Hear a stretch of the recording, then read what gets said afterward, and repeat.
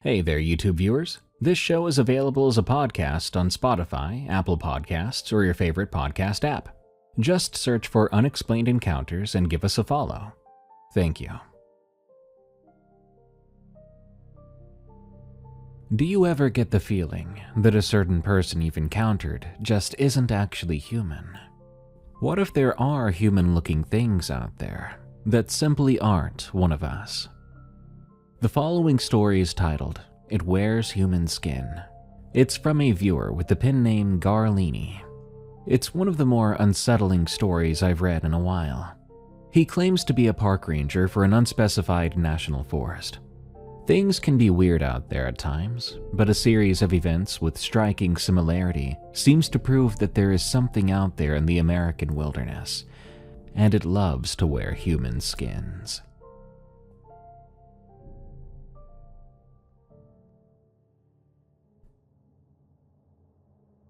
Forgive me because I'm no writer. I'm not very good at telling stories. In the past couple of weeks, I've typed this out about 4 times, deleting the previous ones. This is basically just the version I stopped editing, the version I settled on. So I'm a park ranger. I've been with the National Park Service for almost 8 years, all of it in the same district in the Northwest. For obvious reasons, I can't name the park, and I can't give my real name. But if you work in NPS and you're reading this, you either already know who I am, or you've heard a version of what I'm about to describe. And in that case, I would appreciate it if you kept it to yourself. I'm doing this to get the word out. I think people should know. My dad was the one who got me this job. He was a ranger in the same district for about 26 years before I started, which is how I even knew the posting was available. He called me one day and told me that they had an opening and that the application window was short. I was 23 and working at a hardware store in Bremerton, going nowhere in particular with my life. So I applied. Now I wish I could say there was something romantic about it, some deep love of the outdoors that pulled me in. But truthfully, my dad handed me a life and I took it because I didn't have one of my own yet. I grew up visiting him on the job, weekend rides in the duty truck, helping him restock trail registers and eating peanut butter sandwiches on the tailgate, while he filled out paperwork. I liked those visits. What I didn't understand until I was actually doing the work myself was that those visits were curated. Dad only brought me along on the easiest of days. He never took me on a body recovery, for example, or out to look for a lost child or a 3-hour bushwhack to tag an injured elk for Fish and Wildlife. Basically, the version of the job I grew up seeing with him was a highlight reel, and I didn't really find that out until I was already on payroll. I should tell you that I'm not built for this work, not the way he was. Dad could spend 4 days alone in the backcountry and would come back looking 10 years younger. On the other hand, I spend one night in a fire lookout, and my hands shake for an hour the next morning. I've been on sertraline since I was 19. I check the locks on my duty cabin twice before bed, then I check them again when I get up to use the bathroom at 2 a.m. I know the second check is pointless because I did it 3 hours ago and nobody has come in since. But I do it anyway because my brain needs the confirmation that everything is safe and secure. That's how my mind works. And I manage it. Most days I'm fine. I do my job well enough. Nobody's ever had a complaint about me yet. My performance reviews would say things like reliable and thorough, which are the words people use when they mean you're not exciting, but you do show up. Now let's truly get into the story. The first thing happened in my second year. Early September, the tail end of hiking season. It's around the time the days are still warm out, but the light starts dropping off fast after 5. We got a report from a woman at the main trailhead lot that her husband had not come back. He had left that morning for a day hike on one of the eastern loops, a 12-mile trail with moderate difficulty. The man was 44 years old and was experienced. He had done the route before, too. He told her he'd be back by 4, and at 7, she called us. This happens more than people think. Usually the hiker miscalculates time or twists an ankle, or just sits down somewhere pretty and loses track of the afternoon. 9 times out of 10 they walk out on their own, sheepish and apologetic, and you meet them on the trail with a flashlight while they're already heading back. Anyway, we started the search at first light the next morning. There were 4 two-person teams fanning out from the trailhead, each covering a section of the loop and the surrounding off-trail areas. I was paired with another ranger named Colby. Colby's a seasonal guy in his second summer who talked too much and hiked too fast. We were covering a section off the main trail, the east side, where the loop cuts close to a gully that feeds into the creek system below. It's dense in there. Think Douglas fir, western red cedar, ferns up past your waist in some spots. Lots of deadfall, too. Big old trunks gone soft with rot that crumble when you step on them. Not a place a day hiker would normally wander into. But we check everywhere because lost people don't go where they're supposed to, obviously. Colby was about 30 yards ahead of me, working a line closer to the trail, when I pushed through a stand of sword ferns and looked down into the gully. I found the body around 10 a.m. It was lying face up at the bottom of the gully, about 50 yards off the trail, settled into the ferns, like someone had put it there. It was flat on its back, arms at its sides, legs straight. The first thing that registered with me was how pale the skin was, but evenly pale. Like the color on the skin had been mixed in a bucket, then painted perfectly. There was no mottling or lividity, no discoloration or bruises. But then I saw the face.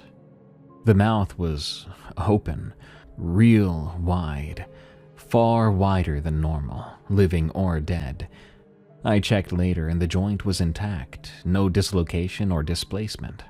The mouth was just stretched open, like the muscles that should have held it shut had simply stopped existing.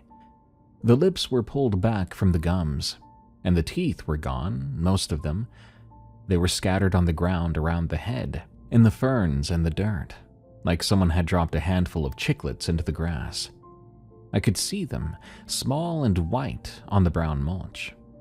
Some of them still had the roots attached, long, pale, tapered roots, intact and whole. They'd come out clean from the inside, it looked like, pushed outward through the gums. A few of them had landed 6 inches from the face. Whatever had forced them out had done it with enough pressure to scatter them. I called this in. Then I sat down on a mossy log about 20 feet away and waited nervously. When you find a body, you mark the GPS, you radio the coordinates, and you don't touch anything. A few minutes later, Colby came crashing through the brush. I told him to stay back, and he did, though he kept craning his neck trying to see past me into the gully. I told him he shouldn't look, but he looked anyway. He didn't say anything after that, which was the quietest he'd been all summer. I sat on that log for 45 minutes waiting for the recovery team. Colby stood about 10 yards behind me, texting on his phone, which technically wasn't supposed to get reception out here, but sometimes it did. I spent most of that wait trying to figure out what was bothering me, beyond the obvious. It took me a while, but then I realized it was the smell. There was no smell. A body in the woods in September, even one that's only been there overnight, should smell like something. Maybe not rot yet, but there's biology to it still. The system shuts down when you die. Sweat, waste, and the first stages of bacterial work. I've had the unfortunate pleasure of experiencing the heaviness in the air around a fresh body. And you notice that, even if you can't name it at the time. I'd been on 2 other body recoveries by then, both exposure cases from the previous winter found in the spring thaw. And both times, the smell was what told me I was close before I ever saw the bodies. This one had nothing.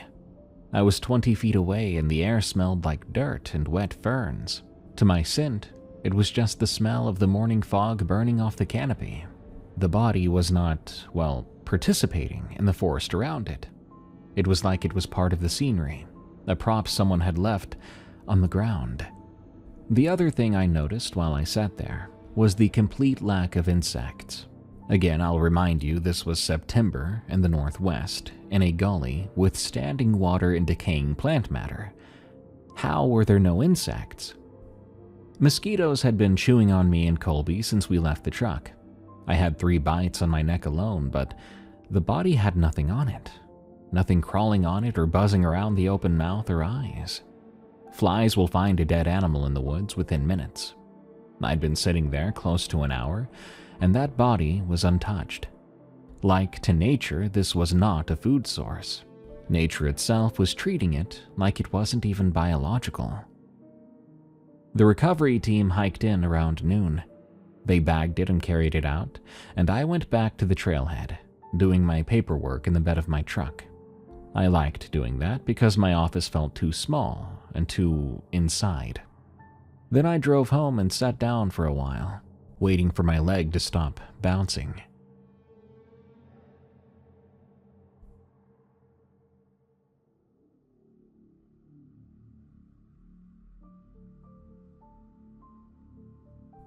Here's the catch.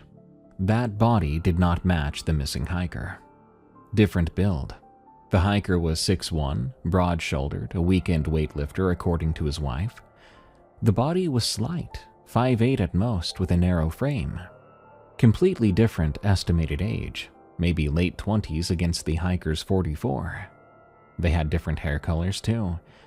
When the dental records came back, what was left to compare anyway, they didn't even match anyone in any database. Same thing with the fingerprint match. No missing persons report anywhere in the state fit the description. The medical examiner's report said cause of death was undetermined. They could find no trauma, no toxicology, no disease, no signs of exposure, no evidence of animal predation. The notes mentioned the jaw and the teeth but framed it as anomalous post-mortem changes of unknown etiology. I read that phrase in the report and remember thinking it was a very comfortable way to say, I have no idea what happened here, and I'd like to stop thinking about it.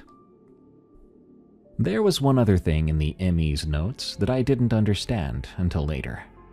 Under internal examination, a single line was there. Absence of expected organ weight. Thoracic and abdominal cavities presented without significant visceral mass. Noted for further review. Even after reading it 3 times, it still didn't click. I mean, I'm not a medical professional, so I wasn't sure what I was expecting. I didn't know what without significant visceral mass meant in practice.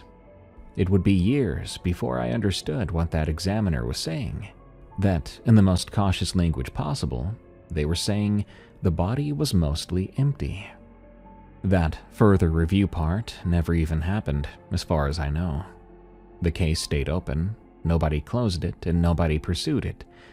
It just stopped moving. The missing hiker, the 44-year-old husband, he was never found. His wife called the station every week for 2 months straight, then every other week, then once a month, then she stopped. I wasn't the one who took her calls, but I was in the office for some of them, and the sound of someone's hope thinning out is not something I like to describe. You could hear it in the pauses between her questions, because those gaps got longer. No one connected the body in the gully to the missing hiker, because there was nothing to connect. It was a different person entirely, as far as anyone could tell. 2 unrelated events that happened to occur in the same area at roughly the same time. Coincidence or bad luck? Just the woods doing what the woods can do to people. Now, my dad was still alive back then, still working the district, same as he had been since before I was born. He was 58 years old, and his knees were starting to go, but he still hiked faster than anyone under 30 on the staff. I told him about the body over dinner a few nights after. Just the broad strokes.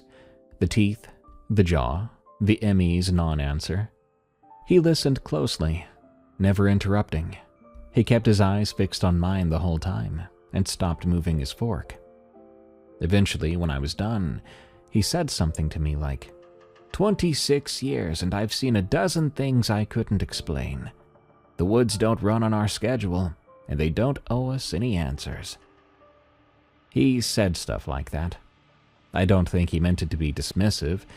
He just had a way of putting things in a box and pressing the lid down flat, stacking something heavy on top afterwards. And when he did it, you believed the box would stay shut, and you wanted it to. So I let it stay shut.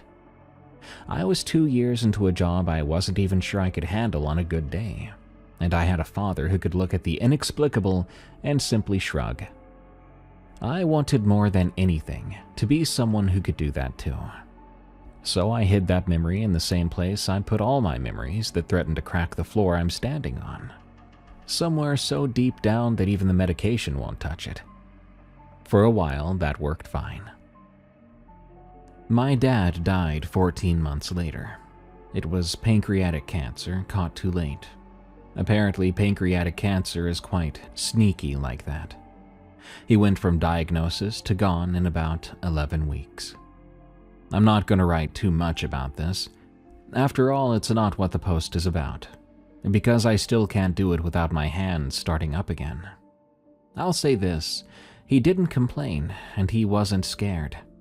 On the last day he was conscious, he asked me how the trail conditions were looking for spring. That's just my dad. He died and I stayed in the district, and I kept doing the job. It kept me distracted. People told me he would be proud of me for keeping the job. Maybe. I think he'd be more confused than proud, honestly.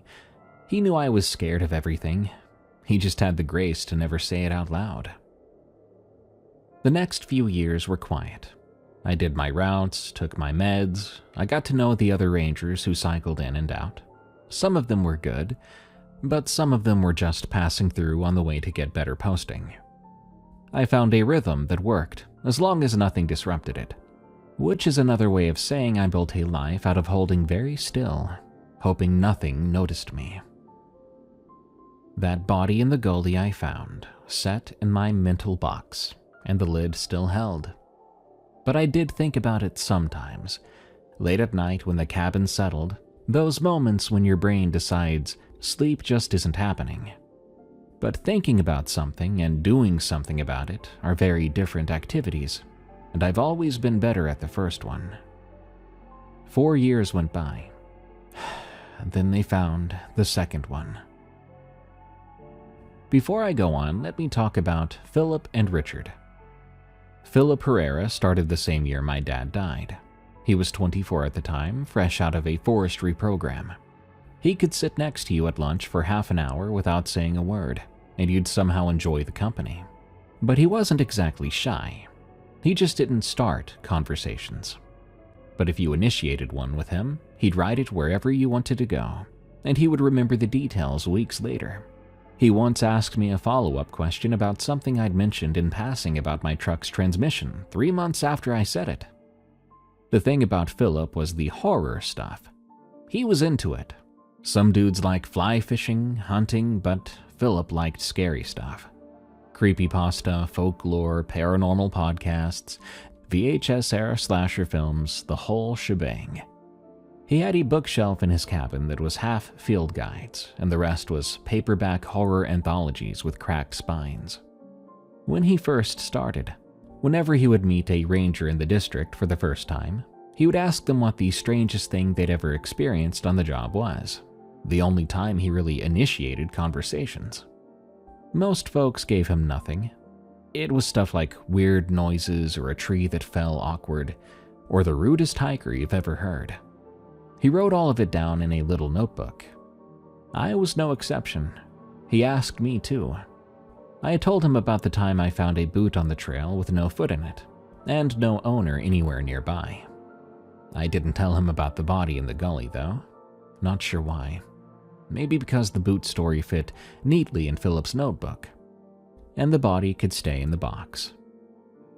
Then there's Richard K. He had been in the district for about 3 years by the time the second body turned up. He was 33, had previously did something with insurance in Portland that he never talked about, and I always assumed that meant he didn't like it. He transferred to NPS through some career change program and took to it immediately. Richard was the guy who packed an extra Cliff Bar in case you forgot yours. He'd give you his rain shell if yours was in the truck.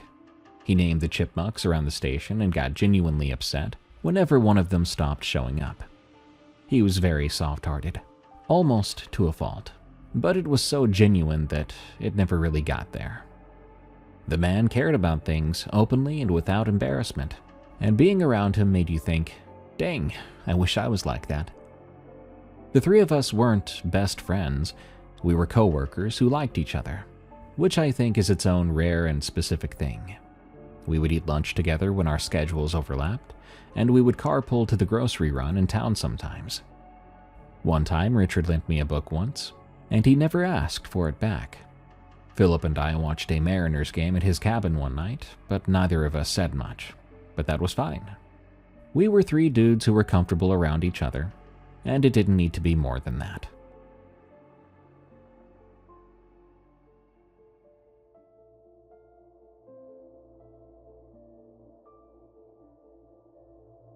It was my 6th year in late October. A couple in their 30s had reserved a backcountry campsite on the North Fork Trail, a 2-night permit. When they didn't check out on their scheduled date, and their car was still in the lot the following morning, a search was initiated. Their campsite was found and intact. The tent was still staked, and there were sleeping bags inside, a cook kit hanging from the bare wire. There were 2 packs leaning against a log, food still in the canister untouched. We could not find any sign of a struggle, no sign of anything at all. It looked like 2 people had stepped away to get water and never came back. The car in the lot had a coffee mug in the cup holder with a ring of dried milk in the bottom. I was on the search team with a ranger named Gillette. We were working a grid pattern north of the campsite, pushing through heavy brush along a deer trail that followed a ridgeline. About a quarter mile out, in a thicket of salal and Oregon grapes so dense I had to turn sideways to get through it, I saw the body. My legs stopped working for a second, genuinely. My brain sent the signal and my legs said no. I knew what I was looking at before I consciously processed any of it. The skin, the color, and that same flat, even mannequin pallor. A body lying on its back in the brush with its arms at its side and its mouth wide open. I stood there for about 10 seconds, which is a long time to stand still in the field with your partner 20 yards away calling your name. Eventually, I heard him. Gillette was asking if I was okay. I told him I found something and that I needed a minute. He probably thought I was about to throw up, but I wasn't. My body was doing something else entirely, trying to be in 2 times at once. I was standing there in the October brush, staring at a body, and I was also sitting on a mossy log 4 years ago in a gully, smelling nothing where there should have been something. This one was female, small build, dark hair, mid-20s maybe. No match to either of the missing campers. It had that same incorrect freshness, and the same untouched skin and absence of smell, and that disinterest from insects, even though I saw them everywhere else. The mouth was open, the jaw wide, but this time the teeth were all there, every one of them, clean and white and in place. The jaw wasn't wrenched or torn, but open, relaxed open, if that makes sense, sort of like someone falling asleep on a long car ride. Even so, it looked like the same thing. I could feel it in my bones. Whatever I'd found in that gully 4 years ago, here was another one, 12 miles north. I called it in.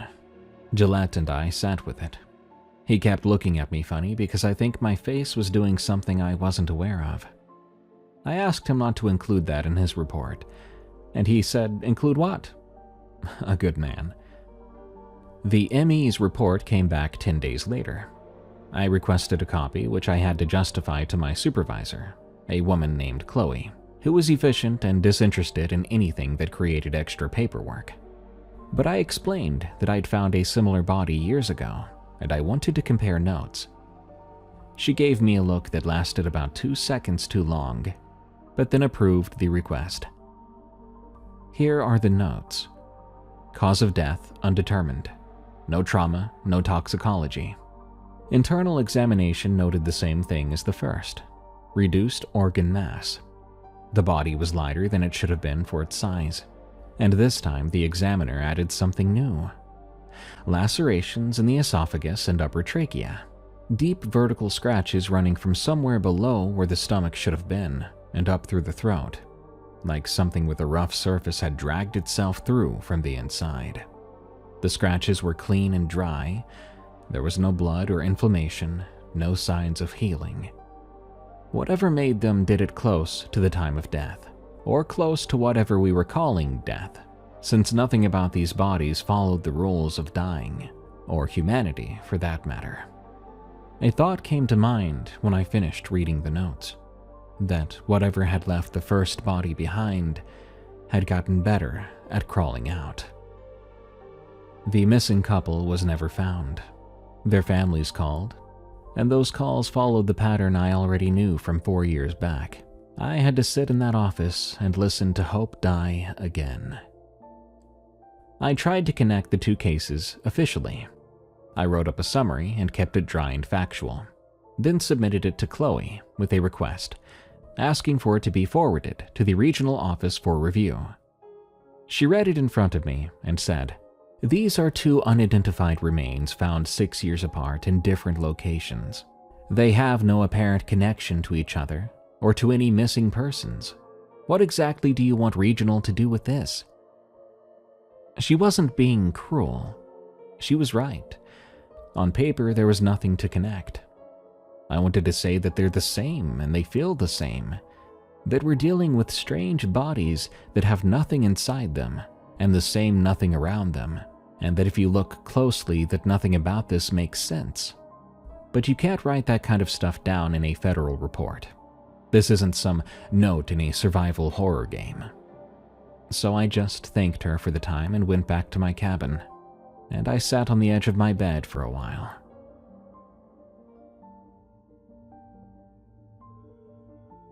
Three months later in January, Philip, Richard, and I pulled a 2-night backcountry assignment, a trail survey after a series of late fall storms. We had to check for washouts, downed trees blocking access, structural damage to the footbridges on the upper loop. It was a long enough route that camping made more sense than trying to rush it in a day. I almost asked to swap off the assignment. I'd been sleeping badly since October, worse than my usual bad, and the thought of 2 nights out there put a knot in my chest, which I couldn't have explained to anyone without sounding like I was going mad. But I didn't swap, because Philip and Richard were both on the roster and I trusted these guys, and also because my dad would have done the survey without even thinking twice. Even then, I was still measuring myself against a dead man's calm. I packed my bag and went. The first day was good, actually. Cold and clear, one of those January days where the air feels like it's been cleaned. We hiked the lower section, flagging 2 washouts and a bridge with a cracked stringer. We ate trail mix and jerky, and we made camp at a designated site on a flat bench above the creek around 4. Richard brought an absurd amount of food. Summer sausage, a few different kinds of cheeses, crackers, bags of those little mandarin oranges. He laid it all out on a flat rock like a buffet. Philip said it looked like a charcuterie board for people who shop at gas stations. Richard took that as a compliment and said thank you, that he had worked hard on it. We got a fire going as the light dropped. The temperature was falling, but the sky was clear and there was no wind, which is rare up there in the winter. The smoke went straight up. We sat on logs around the ring and ate too much of Richard's food, talking about nothing important. Philip was trying to convince Richard to watch some Korean horror movie that he said was the best thing he'd seen in 5 years. Richard said he didn't like scary movies because they made him feel bad for the characters. Philip said that that was the point, but Richard said no. He meant he'd feel bad for days afterward, and it would just ruin his week. Knowing Richard, I believed him. Around 8, the conversation hit one of those comfortable lulls where no one feels the need to fill it, and then Philip said, "You guys hear about Bud Gianelli?" Richard shook his head. I hadn't either. Philip poked at the fire with a stick and settled back. "He was here before either of you. Retired maybe a year before you started," he said, nodding towards me. "A quiet guy, apparently. The old-timers said he almost never talked about himself. But there was this one thing he told a couple people, and it made the rounds." "Of course you know what it is, huh?" Richard said. "Of course I do." Philip snapped the stick in half and tossed the short end into the coals.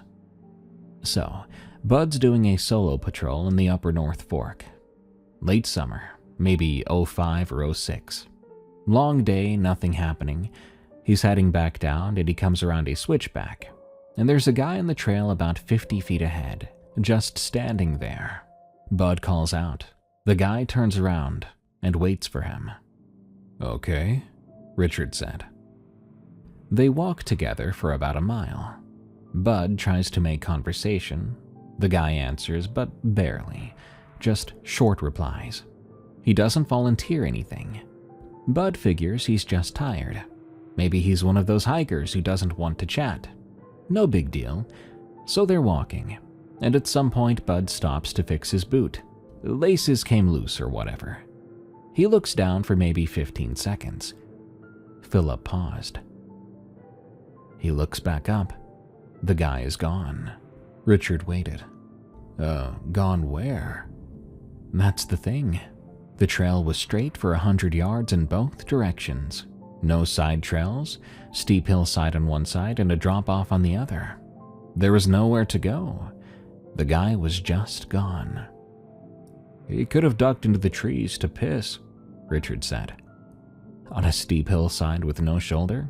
In 15 seconds, without making a sound? Without Bud hearing a single footstep?" Philip shrugged. "Sure, maybe." Richard looked into the fire. "Okay then, that's weird." "It gets weirder. Bud told a couple guys about it over beers. They asked him what the man looked like, and he couldn't say. He'd start to describe the face and just trail off, like the memory wouldn't stay in his hands. After a few weeks, he could barely remember the encounter at all, just that it happened and that it bothered him." "What do you mean he couldn't remember?" "I mean the details wouldn't stick. He knew there was a man, he knew they walked together, but the specifics kept sliding away. The face, the clothes, the voice, all of it just sort of dissolved." Nobody said anything for a few seconds. The fire popped and sent a thread of sparks up into the dark. "That's freaking creepy, Phil," Richard said. Philip grinned. I laughed, but I was thinking about the trail Bud had been on when it happened. Upper North Fork.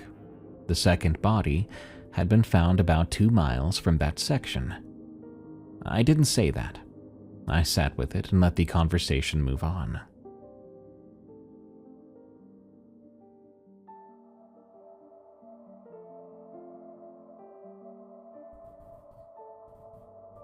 We turned in around 9:30. I was in my bag, Philip was in his tent, Richard was in his, and I was staring at the nylon ceiling trying to convince my brain to shut down, which is a negotiation I lose most nights. The creek was loud enough to cover the small sounds. It was peaceful.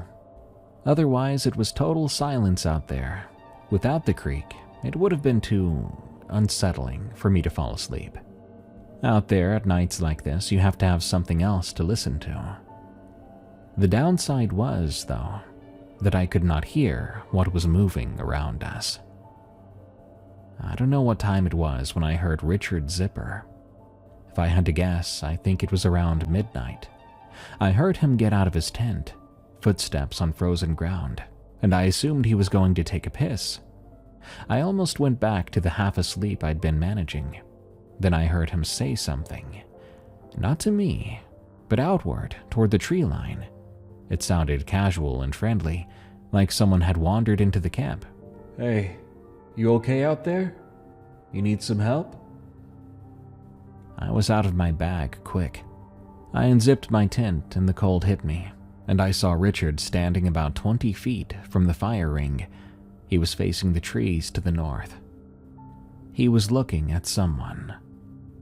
I could see the shape of a person standing just past where the ember light gave out. They were about 40 yards from camp in the trees, standing upright and still. I could tell they were facing us, but I could not see the face. I couldn't see much detail at all. I could see the outline, average height and average build. They stood like they were waiting for a bus. There was nothing overtly wrong with what we were looking at, and yet my whole body went cold anyway. Richard took a step toward the shape. "Hey, do you need some—" "Richard." I said it too loud for the middle of the night, but I didn't care. He turned and looked at me, and I could see his face in the faint orange light. He looked confused, not scared. He hadn't felt that wrongness like I had yet. I said to him, "Come back to the fire, right now." He looked at me, then looked back at the figure. Something in my voice must have been enough, because he walked back to me without an argument, though he kept glancing over his shoulder. Philip was awake now too, sitting up in his tent with his headlamp on, asking what was happening. I told him there was someone at the edge of our camp.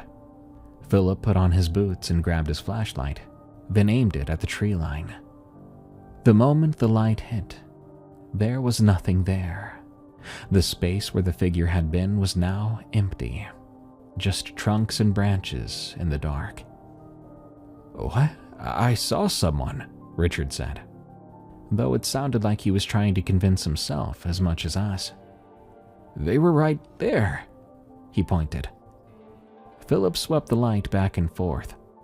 "Could have been a hiker, lost maybe." "They were just standing there," Richard said. "Well, did they say anything?" Philip asked. Richard started to answer, then stopped. His mouth opened and closed, and his eyes went somewhere far away for a second. Then he said, I think so, yeah. They said something, but I can't. It was hard to hear over the creek." I didn't ask what the figure had said. I didn't want to know if Richard had heard what I'd heard from my tent just before I came out, because I had heard something too. Under Richard's voice, under the creek, there had been something else, low and flat, a voice trying to sound normal, but I could hear something underneath. So faint I could almost convince myself I'd imagined it.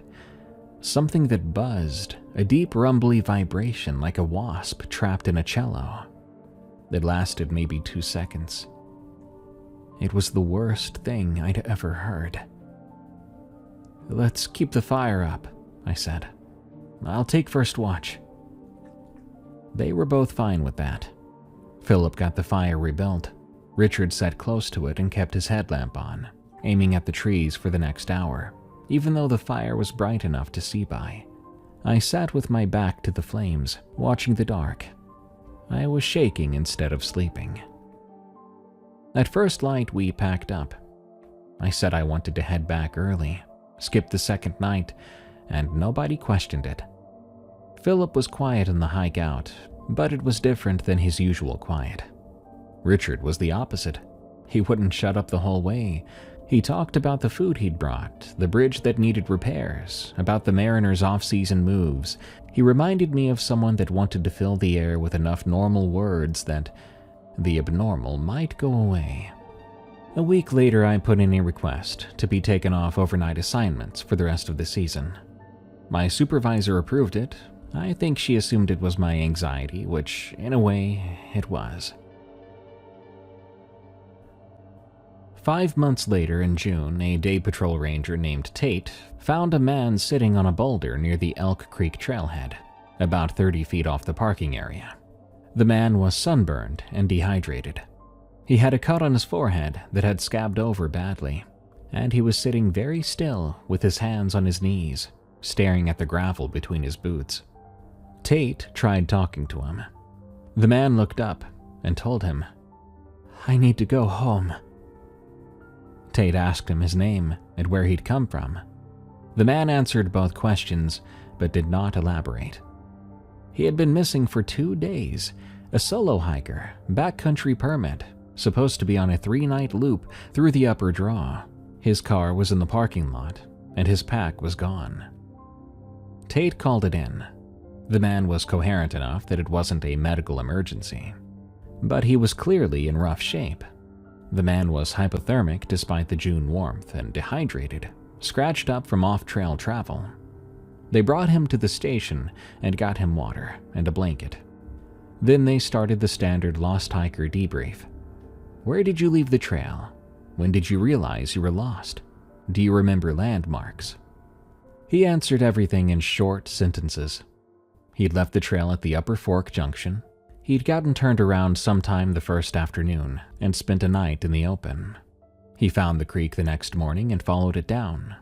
A pretty typical lost story. The ranger doing the debrief wrote it up, and that would have been the end of it, except Tate mentioned it to Philip at shift change. It was an offhand comment. "We found a guy sitting by Elk Creek. Looked like he'd seen a ghost." Tate didn't mean it literally. It's just a saying after all. But Philip, you know how he has a nose for this stuff, he asked a couple of follow-up questions, and something about the answers made him come find me. "You should talk to this guy," Philip said. He was standing in the doorway of my cabin with his hands in his pockets and a look on his face I hadn't seen before. The lost hiker from Elk Creek.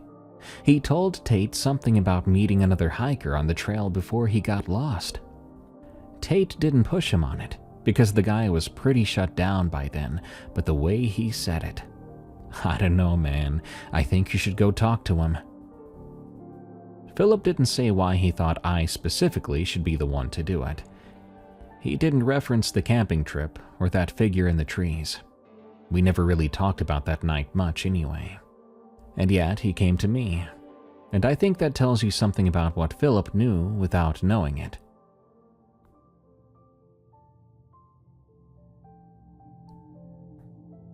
The man was still at the station at the time. He'd refused a ride to the hospital and was sitting in the break room drinking a Gatorade, staring at the microwave. I pulled up a chair across from him, and I told him I was a ranger and that I'd heard he'd had a rough couple of days. I said I just wanted to make sure we had the full picture. I asked if he could tell me what happened from the beginning. He didn't even look at me right away. He was tugging at the label on the Gatorade bottle, nervously. Eventually he said, I met someone on the trail." I waited. His story came out slowly. He was on the Upper Fork about 4 miles in, moving slowly because his pack was heavy and the trail grade was steep. He came around a bend, and there was a man on the trail ahead of him, about 60 feet out, walking the same direction. He said the man had an average height and build. He wore a green jacket and jeans and had a pack on. The man heard him coming and turned around, waiting for him to catch up. He gave a little wave, too. Our survivor here waved back. They fell into step together. The man seemed normal at first and friendly. He said hello, said something about the weather, the standard trail small talk. The survivor asked where he was heading. The man gave an answer. The survivor told me he couldn't remember what the answer was. They walked together for maybe a quarter mile. The survivor did most of the talking. He told me he was a talker on the trail, liked to have company, and the other guy seemed to like having company. After a few minutes, he started to notice things, though. The man had a flat, level voice. Every word came out around the same pitch and the same volume, like the worst actor reading off a card. The survivor figured maybe the guy was just tired, maybe shy or not a native speaker. Then he described something that made my heart skip a couple beats. He said that there was something underneath the man's voice, a low hum or vibration, like the sound you hear when you're near a power transformer, a deep electrical buzz you can feel in your back teeth. Except it was coming from the man's chest or throat, He only noticed it during pauses in conversation when the man was not speaking, and even then it was faint. He told himself he was imagining it. But then, the eyes. The survivor tried to make eye contact, but couldn't. The man would turn his face toward him when he talked. The orientation was right. The head was aimed at his. The face was aimed at him. But the eyes were off. They'd be pointed at a spot just to the left of the survivor's face, or just above his forehead. When the survivor shifted, leaned a little, or turned his head, the man's eyes did not track. They would adjust, but always to a different, wrong spot. It was like they were approximating where to look without understanding the concept.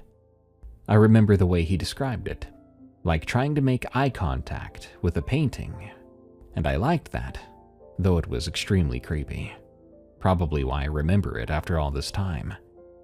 Said everything's facing you, but nothing's looking at you.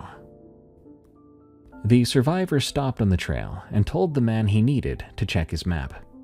The man stopped too. This was the part where the survivor put the Gatorade bottle down and his hands went flat on the table. The man just stood there. He didn't take off his pack and he didn't sit down. He didn't drink any water. He just stopped moving and stood there on the trail facing the survivor, arms at his sides. He could have been a mannequin in a store window like that, completely lacking shifting weight or fidgeting. People don't stand perfectly still like that. People are always doing something.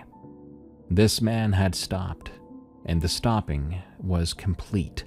Like pausing a video, nothing like stopping mid-hike. The survivor said he stood there pretending to look at his map for about 30 seconds, and in that time, the man did not move once, did not blink, he did not breathe, or at least didn't see him breathing. But that buzz, it was still there, louder in that silence. He folded his map and put it back in his pocket. He told the man he had just realized he needed to double back because he had missed a junction. The man didn't respond right away, but soon he said, "Okay." Same flat tone.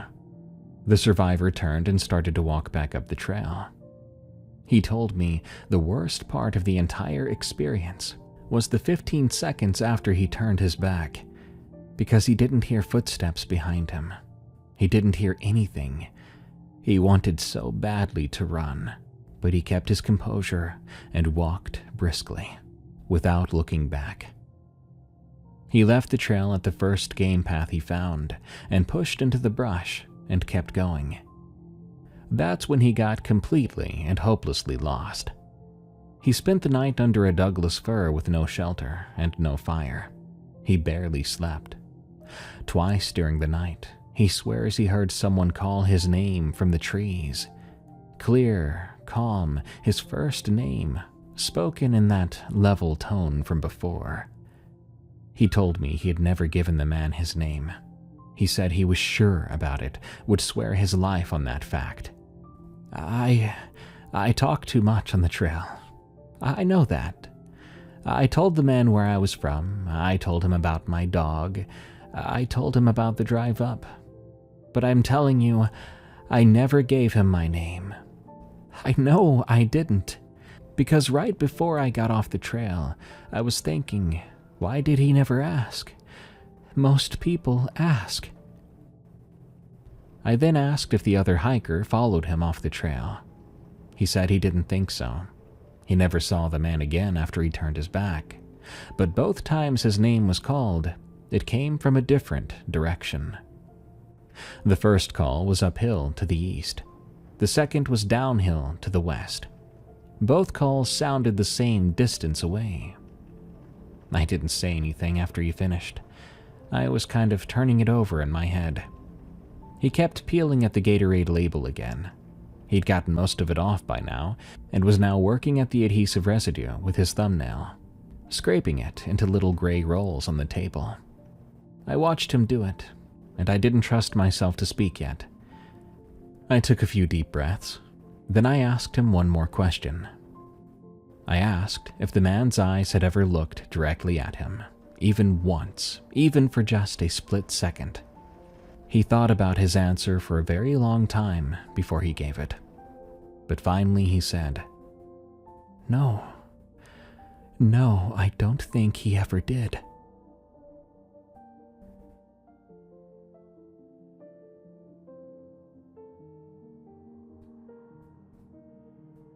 I drove home that night and sat at my kitchen table, pulling up both ME reports on my laptop. I read them carefully, side by side. The first body. The teeth were pushed out, jaw forced open, mostly empty inside. The second body, the jaw was open, teeth intact, throat scratched from the inside, also mostly empty inside. And now we had a living witness who had walked beside something that couldn't make eye contact, could not modulate its voice, which stood like nothing on earth stands when it wasn't moving. Forgive me, but I'm gonna tell you what I think is happening. I obviously don't have all the evidence for this. I have 2 bodies and a camping trip, and a delirious hiker who heard his own name called from the dark by something he had never given it to. In terms of evidence, that's all I have to go on. But anyway, what do I think? Well, I think something is out there in the deep back country, in the parts of the forest where the trails thin out and the canopy closes and you can walk for 8 hours without seeing another human soul. I think, whatever it is, it builds these things, these bodies. They're more like suits to it. I don't know what it builds them from, and I don't know how. I think it wears them and walks out there to where people are, and it tries its best to look like one of us. And I think it's been doing this for a long time. The first suit was crude. It climbed out and broke the teeth on its way through, leaving the jaw wrenched open, and it didn't care. But the second one was better, cleaner. The teeth stayed put. The exit was more controlled. The only sign that anything had passed through was the scratching inside the throat, and you would need an autopsy to find that. Because of all of this, I think about what the third one might look like. Whether there will be anything left to find at all, or whether it'll just stand up and walk to a trailhead, get in a car, and drive somewhere, sitting down at a kitchen table across from someone who has been waiting for it to come home. I'm reminded of that Bud Gianelli story, about him walking a mile beside a man whose face he couldn't remember a week later. I wonder if Bud noticed the eyes or the voice, and just filed it away as something the woods didn't owe him an explanation for. Maybe Bud was lucky. Or maybe he just wasn't what it was looking for that day. Frequently, I think about what Richard, Philip, and I saw in the tree line that night. There was no mistaking that there was someone out there. But was it really someone that needed help? Or was it something else? I'm terrified to think about what would have happened if none of us had woke up, or if I had never stopped Richard from walking towards it. By morning, would there have been one more empty suit in the brush, one of our tents now permanently empty? Before I leave you, I want to say that if you hike alone in the back country, I'm not going to tell you to just stop doing it. People have been walking in these woods for thousands of years, and most people walk back out just fine. What I am trying to say is, if you meet someone else on the trail, and something feels very wrong, if the voice doesn't sit right with you, or the eyes never quite meet yours, trust that feeling. Those feelings exist in you for a reason. Being rude is much better than going missing forever. Turn around, walk away, and don't look back.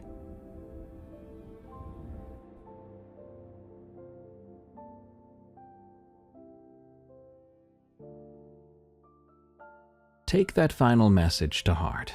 The next time you run into someone on a hiking trail or on the side of the road, and they act just a little weird, you might be dealing with something rather than someone, and that something might lead you into the woods to never be found. Good night. Thank you so much for tuning in to this episode of Unexplained Encounters. I've been your host, Darkness Prevails. Help us out by leaving a follow and review of Unexplained Encounters on Spotify and Apple Podcasts or your favorite podcast app. You can even find more of my scary narrations on my other podcast, Tales from the Break Room, which is also on Spotify and Apple Podcasts. If you have a scary story of the unknown, send it to me at darkstories.org. Till next time, everyone, stay safe out there and stay creepy, because this world is a strange one. Hunters see some crazy things out there, but sometimes you hear of something a hunter wish he'd never seen. From nightmarish beasts to spirits that simply want to whisper in your ear. Today's episode features crawlers, hunting stories, and more. Welcome back to Unexplained Encounters. I'm your host, Darkness Prevails, and you should absolutely pre-order my upcoming book, Freaky Folklore, on Amazon or Barnes & Noble. It is a beautifully illustrated encyclopedia of your favorite scary monsters and cryptids from around the world. Link in the description. Enjoy today's stories, and don't forget to send me your encounters at darkstories.org. Now, let's begin.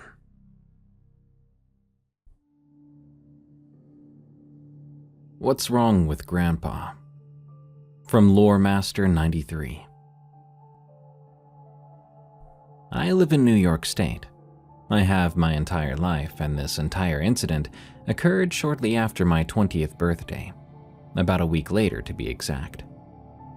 As I write this, I'm rounding the corner of 31, and I've looked back on this incident many, many times. I'm currently finishing up a degree in geosciences, and my thought process has always been the analytical kind, method-based. So I've thought of every possible reason for what occurred, and even the most logical can't explain everything I saw that day. To start, I grew up in a very abusive home. I wasn't close with my mother, stepfather, or sister, and for that reason, I grew very close with my maternal grandparents. They took me in and practically raised me. My grandfather was an extremely hard-working individual, at one point even holding down 3 full-time jobs, all while raising my mother and her 3 siblings. He was an army vet too. He had served during Vietnam, and one of the most loving people I'd ever known. He never swore nor raised his voice. He never had to. The man commanded respect in a way rarely seen. He was the kind of man that, even in retirement, would wake up at 4 a.m., do yard work and household chores until late in the evening, never slowing down. As I said before, I am currently finishing up a degree. I went back to college during the pandemic, so at the time I was kind of lost in an in-between state, having no idea what direction I wanted to go in my life. My friends were all off in college or in the military. I was kind of just alone. For whatever reason, I decided I wanted to try to go hunting. I'd never gone before, and quite frankly, I was bored. So I asked my grandfather if he would come with me. He was extremely hesitant, but eventually he said yes. I asked him if everything was all right, but he ignored my question. I decided I should ask my grandmother instead, just in case hunting in these woods with rifles would be a problem due to his military service. When I brought it up, she looked at me and said, "If he said he would go, that means he'll go. Don't question it, but if he tells you to do something out there, you'd better do it." Now, neither of my grandparents had a cold bone in their body, but both of them were rather cold towards me about this inquiry into going hunting.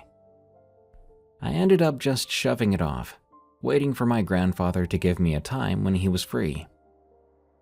We settled on the weekend after my birthday, which would be in mid-August. He took me up north near an old camp his friend owned, about a 2.5-hour drive from where my grandparents lived. We had a great time driving up, laughing and joking around like we usually do. Nothing out of the ordinary. That was until we were about 20 minutes out from the site. My grandfather suddenly got very quiet, and his entire demeanor changed. He now seemed very tense, almost angry or agitated, something I chalked up to some type of PTSD or flashback. Well, shortly after I noticed his change, he began to pull the truck over, and when he stopped, I looked over at him, and my heart sank. He was staring right at me, with an almost insane look in his eye. And then he spoke, slowly and methodically, saying, "When we get there, you've got to promise me to do whatever I say when I say it. Do not ask questions. Do not hesitate. Just do it." When I began to reply, he cut me off and practically yelled, "Swear that you will listen to me." Keep in mind, my grandfather had never spoken to me like that before, nor anyone else as far as I could remember, and I was very taken aback there. I just nodded my head. He put the truck back into gear, and we kept on driving. About 15 minutes later, we pulled up, got out, and my grandpa seemed back to normal at this point. He was cracking jokes and making small talk. We took off into the woods, ready for our hunt. Hours went by and we saw and heard plenty of small animals and birds, but no big game, probably because we were being far too loud. We arrived at the site relatively early, maybe 8 a.m. By the time we made the decision that we would head back, it was almost 7 p.m. It was a really great day for the most part. Sure, we didn't actually get to hunt anything, but spending the day in the woods with the man who practically raised me was fun and relaxing. That was until we came to this clearing. It was a small clearing that you could probably park 3 or 4 cars next to each other inside. My grandfather slowed down, and he put his arm up for me to stop, so I did. He lowered his gun and sort of hunched over, and then I could hear him sniffing the air, literally huffing it in. I had no idea what he was doing, or why. I just knew it was extremely odd to see him like that. He took a few steps forward, so I stood a ways behind him. This is when the story truly begins. My grandfather slowly turns around and looks at me, teeth bared, and he was breathing heavy. His eyes were wide, pupils huge, and as he looked at me, he said in a deep voice, "Run back to the truck. Now." I just stood there, confused. I didn't move at all. At that point, he had turned back around, his hands held high, almost in a claw-like gesture. He had dropped his gun altogether. He then screamed, facing away from me, "I told you to run!" This time, instantly, I turned right around and booked it. I had never run that fast in my life. I tripped several times and cut my knee pretty bad. It took me a while to get back to the truck, but I did. And when I got there, it felt like I couldn't breathe anymore. I threw myself into the passenger seat and slammed the door shut behind me, waiting. At that time, my grandfather was 70 years old, but he was in great shape for his age. However, he definitely couldn't move as fast as me, so I figured it would take a while for him to get back to the truck. At that point, I was beginning to feel horribly guilty for leaving my grandfather out there alone. So I went to open the door to go back for him. And that's when I heard it.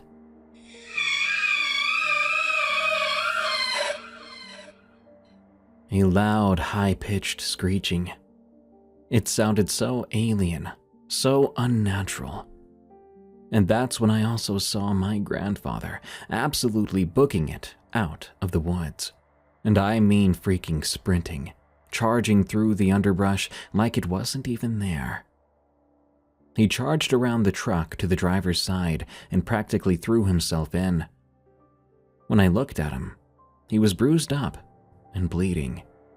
He was still baring his teeth like an agitated animal and breathing heavily.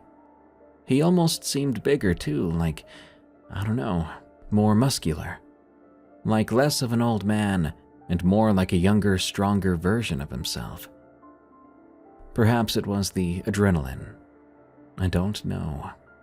Maybe I was just seeing things. Before I could ask him what the heck happened, he threw it into reverse and we sped out of there. He refused to talk to me for the entire ride home. When we eventually pulled into the garage, he waited for the garage door to shut, and he looked at me, completely and utterly exhausted. I shook my head at him and said, "What the heck?"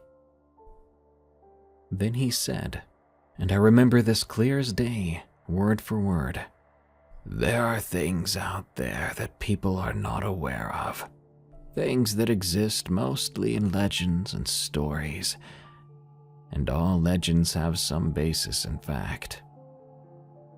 He then gave me a weak but warm smile, patted my shoulder, and said, "Don't ask me to take you hunting again. I'm too old, and don't tell your grandma what happened today." And that was it. I've never told anyone this story, not even my wife, and I don't plan to. I'll just post it here under a username, just to get it off my chest, and you all can make of it what you will.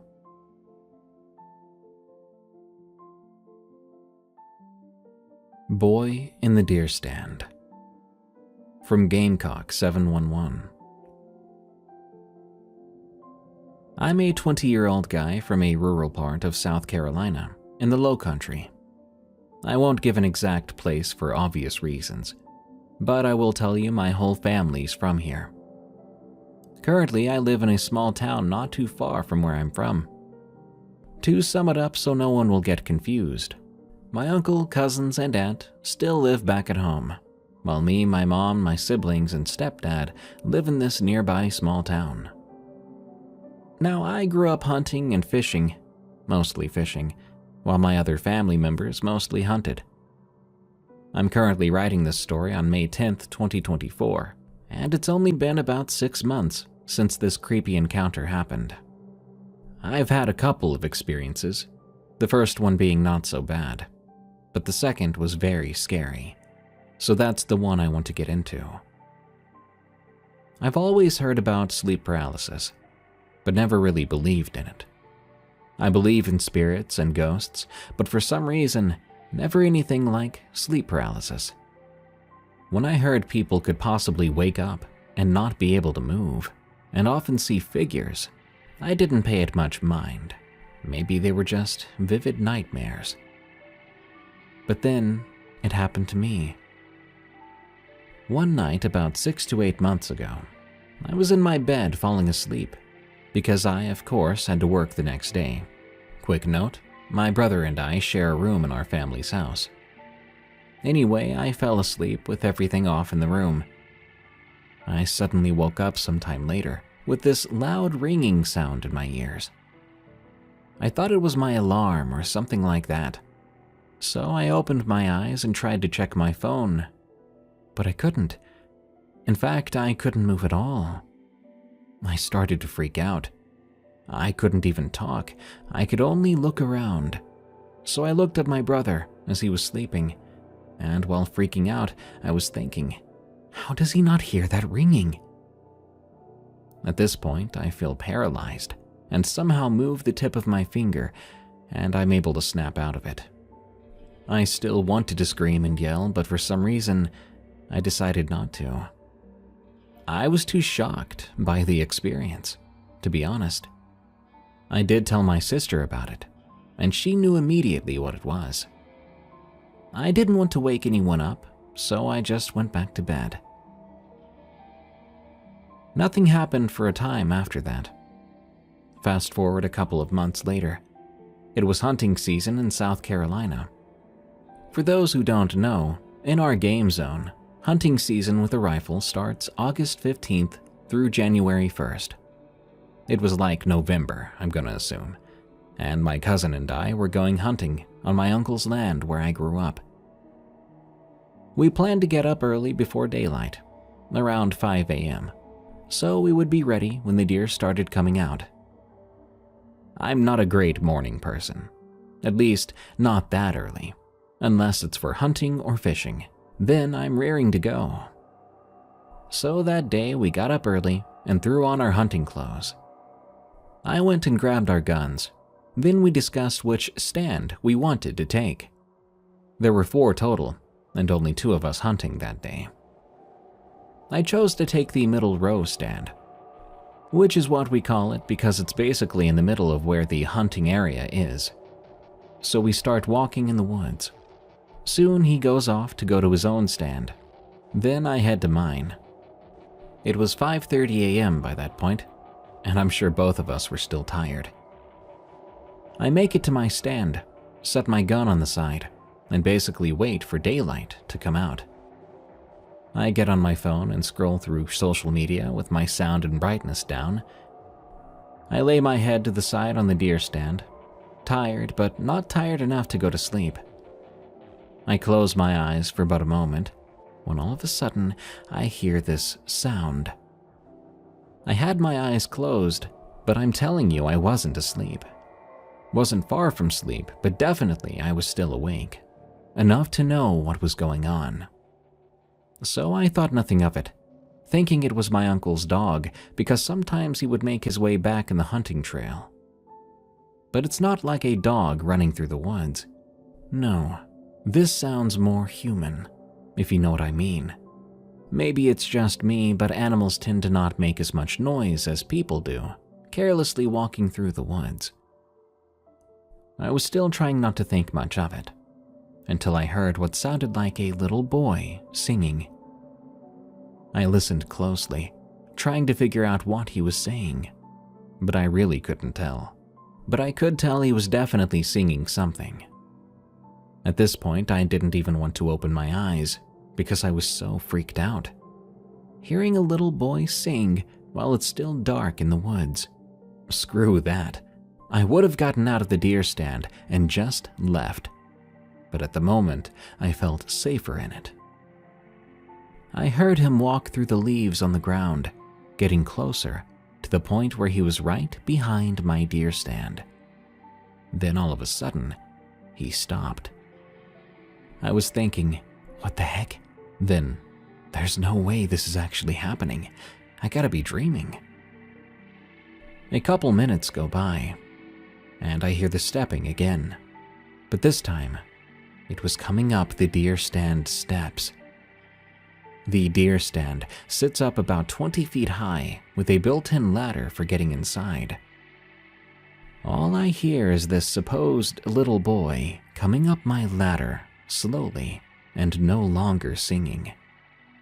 At this point, I'm an inch away from a heart attack. I thought to myself, I've got a gun, but if this is a ghost, that ain't gonna do no good. Finally, I heard him, or whatever it was, get up to the last step, like it was right on the other side of me with the wall of the deer stand blocking him. I kept my eyes closed, hoping I was in fact dreaming. I know this might sound unreal, but I kid you not. Out of nowhere, a little boy's voice came right into my ear, saying something really fast, like he was right there beside me, whispering in my ear. Whatever he said was so quick, I couldn't understand a word of it. I snapped out of whatever trance I was in, and everything stopped. I still stayed in the stand until the hunt was over. Neither me nor my cousin got anything. I did tell him about it, and basically all my family besides my uncle. As for him, I knew he would just laugh at me. But everyone else, for the most part, seemed to believe my story. But they don't take it as seriously as I do. Can't say I really blame them. No one knows how scary an experience really is, unless it happens to them. Now, I still go hunting these days. Not gonna let something like that scare me off forever. But it definitely shook me. I always ask myself, though, was it sleep paralysis? I don't think I was asleep. Was I in some kind of trance? Or could it have simply been a ghost? I still wonder what it said to me. I have no good explanation. Although I was never harmed by either of these events, I don't wish them on anybody. It's just creepy, man. The Odd One Out, from Peanut Butter Thugger. This happened in 2022, and still my memories are a bit fuzzy. Some stuff I don't remember, but I'll try to explain everything to my best knowledge.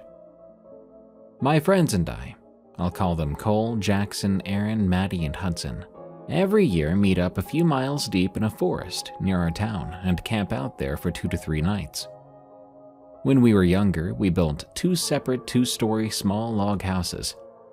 We'd always play in there and chill out. We haven't been there in a while because of school, so it was a little run down. But it was still in good condition, just a bit of plant life growing around it. When we got there, we first noticed an abhorrent smell floating in the air. It smelled, well, like a dead body. We searched the area, and a few minutes later, Maddie gasped. I was concerned, so I went right over, and there, lying on the ground, was a dead deer. But not your typical deer carcass. This one looked like it had been tortured or something.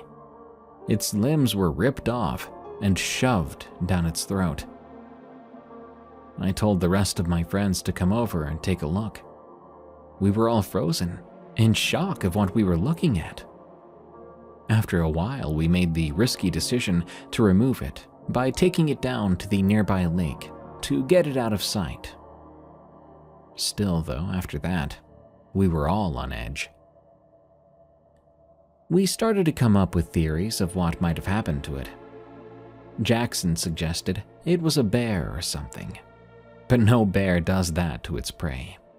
At least, not to my knowledge. We were all kind of creeped out by that evening, but the atmosphere changed later that night when we were sitting around the campfire, having some beers and burgers. We were all getting a bit tipsy, and we started to share scary stories. Cole told us about the Wendigo, a so-called mimic and alleged shapeshifter that can lure people in by calling their names or asking for help in the voices of loved ones. We were all skeptical about the idea, since it was just a legend, but Cole tried to insist it was true. We shrugged this off and continued to hang out until we all got tired. Then we headed for bed. We set up camp in the 2 wooden structures that were cleaned a few hours before. We stayed up talking for a few minutes before we all passed out, drunk. We woke up around 4 a.m. for the day ahead of us. We got ready for a hike, then set out on a trail that we'd always take as kids. It was a little spooky since we never walked this trail at dark before. A few minutes into the walk, Jackson said he needed to use the restroom. Hudson volunteered to go with him, but he said that he would catch up with us in a few minutes. We parted ways, talking about school and politics and whatnot. Suddenly, Jackson emerged from the woods, and we greeted him, but we quickly noticed something was off. Jackson looked a little skinnier than before. Jackson has a small beer belly, for context, but for some reason, he looked more in shape. I thought that I was hallucinating. Maybe my eyes were playing tricks on me in the dark. Jackson said he had finished up quickly, and we said okay. We started to walk again for about 2 minutes, continuing to talk. But for some reason, Jackson remained quiet after that. He kept staring ahead at the trail. My phone rang at some point. It said, Jackson. That's creepy, I thought. and curiously I answered. "Hey man, I think I got lost. Where are you guys at?" I stopped, confused. The others stopped as well, concerned by my expression. The Jackson I could see just stared at me. What? You're right here." "What are you talking about? I didn't even reach you yet." We all looked up slowly at Jackson, and by then, he was smiling. He just walked off into the woods, disappearing in the trees, and as soon as we could no longer see him, there came a scream from the same direction. The rest of us ran, scattering into the forest. I quickly found myself in a clearing, illuminated only by moonlight. There I found Aaron. He ran past me, but as he did, I saw something on all fours pursuing him. I ran in the opposite direction. I heard commotion all around me. I booked it back to where I thought the campsite was. It felt like forever, but I finally made my way back. I drank some water in a mad panic, before eventually Cole called us in a group chat. Me and the rest of my friends picked up, save for Hudson and Aaron. Everybody sounded out of breath, and from Cole's end, I could hear more screaming. Hudson texted the group at one point, saying that he thought he was being watched. He said that he saw what happened after I left. Apparently, Aaron had tripped, and something came after her. I told everyone I was back at the campsite and to meet me there. We stayed on the call. At one point, Hudson began to talk about how he might die, then hung up. My stomach was in shambles with how worried and terrified I was. But one by one, everyone began to show up at the campsite. Hudson and Aaron, too. Everyone had their own story to tell. Jackson said he had heard the screaming. Cole said after we split ways, the creature chased him for a minute, before going after Hudson. He said he saw the thing chasing Cole from behind one of the structures, until that monster chased after him, before finally going after Aaron. Maddie said she saw it, but it didn't chase after her. Hudson apparently had a deep cut on his arm, stating that that thing had reached him and done that to him. We very quickly packed up and left, calling the police on our way out. We haven't been back since. A part of me says if I do go back there, something bad is definitely gonna happen to me. It's 2024, and we still haven't gone back. My friends and I keep in touch, but those woods in particular are forbidden. My encounter with a Mohau man. From Ash. When I was 8, I used to camp in my small backyard every night during the summer. Even though I'm now 21, I still remember this like it was yesterday. To provide some background, my family had a 4-person tent, which my brother and I were allowed to set up to sleep in either the backyard or our lounge. This particular summer, my brother wasn't interested in hanging out with me, likely because he had gotten to the age where it was seen as uncool to hang out with your little sister. The backyard could fit the tent with about 1 meter, or about 3 feet, of space between its side, and then an additional 2 meters between the other side and the house.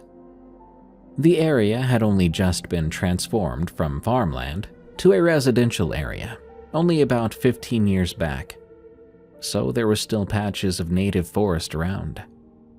In the small country of New Zealand, on the main islands, the only thing to look out for is the one venomous spider, which is incredibly rare, and the last death from it was in 1923. It was safe to leave the back door unlocked, as there weren't many people around, and we all knew the neighbors. The story starts with me impulsively deciding that I wanted to sleep outside.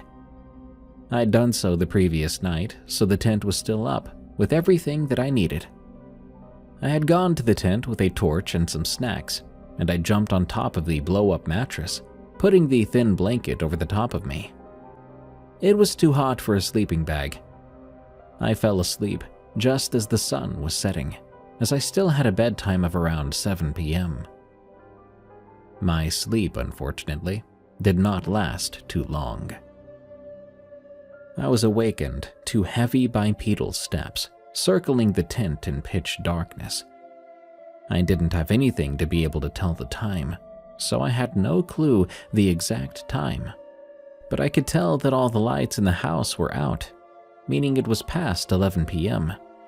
I thought maybe it was my brother playing a prank on me, as that was something we used to do. I soon realized the footsteps were too loud, too heavy to be his. I then concluded it must be my dad. My dad had never done anything like that before, though, so I was still confused. I then decided to call out, "Dad?" It was just loud enough so he could hear.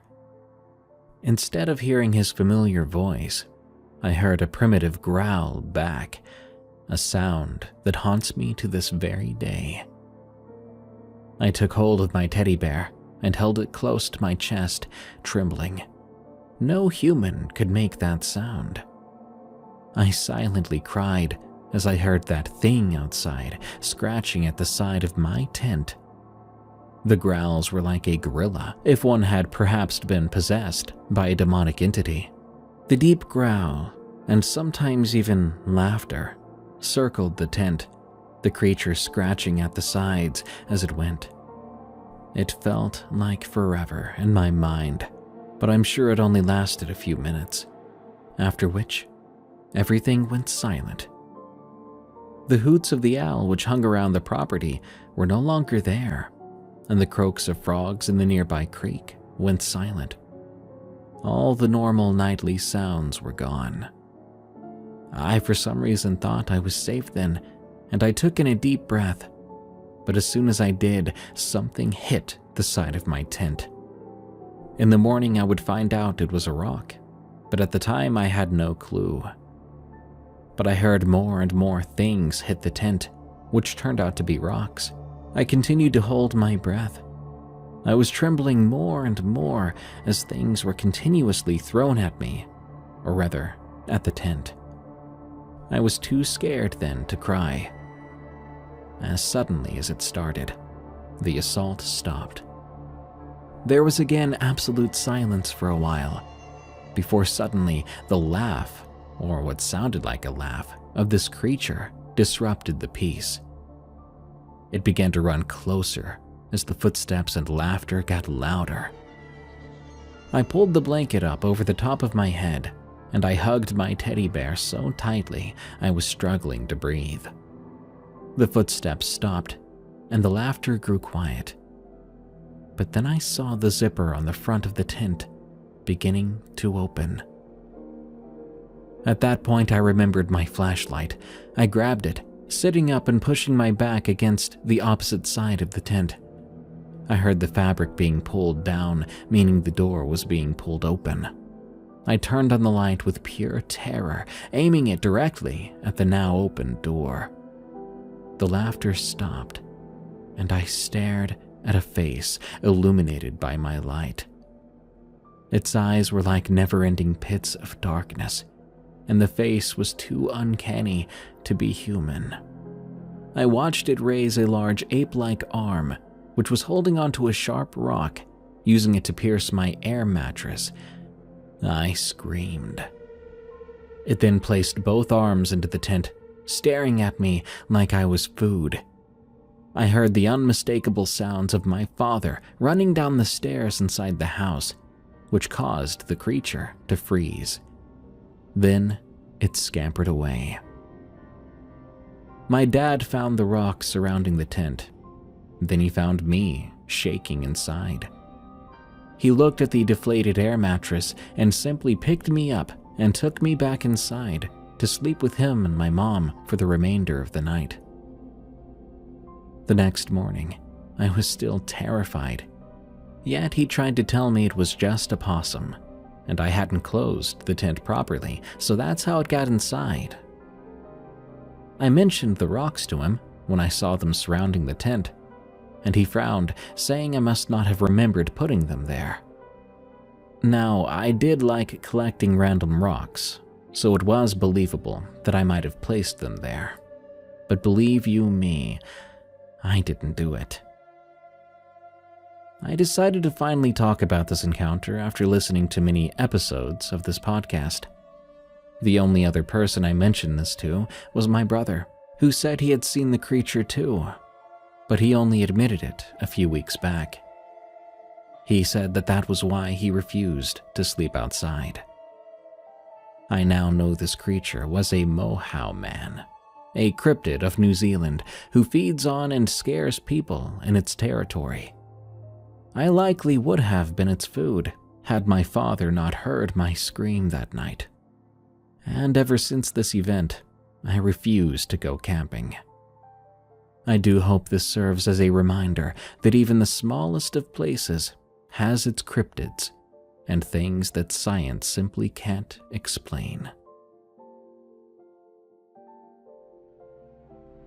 Skinwalker in West Palm Beach. From Angela T. I would always see paranormal things growing up. This would be one of the last.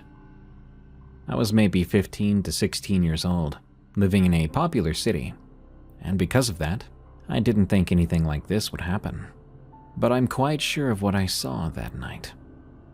Maybe the place it happened doesn't really matter.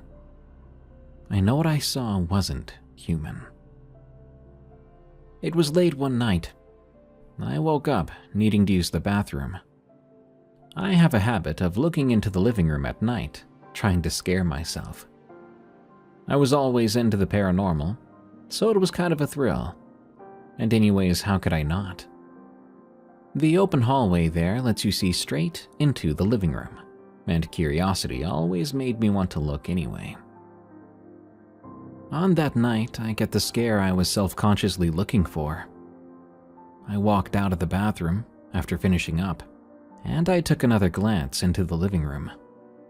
And there, I saw very clearly a pair of eyes staring back at me in the dark. These were not human eyes. These were shiny, bright eyes.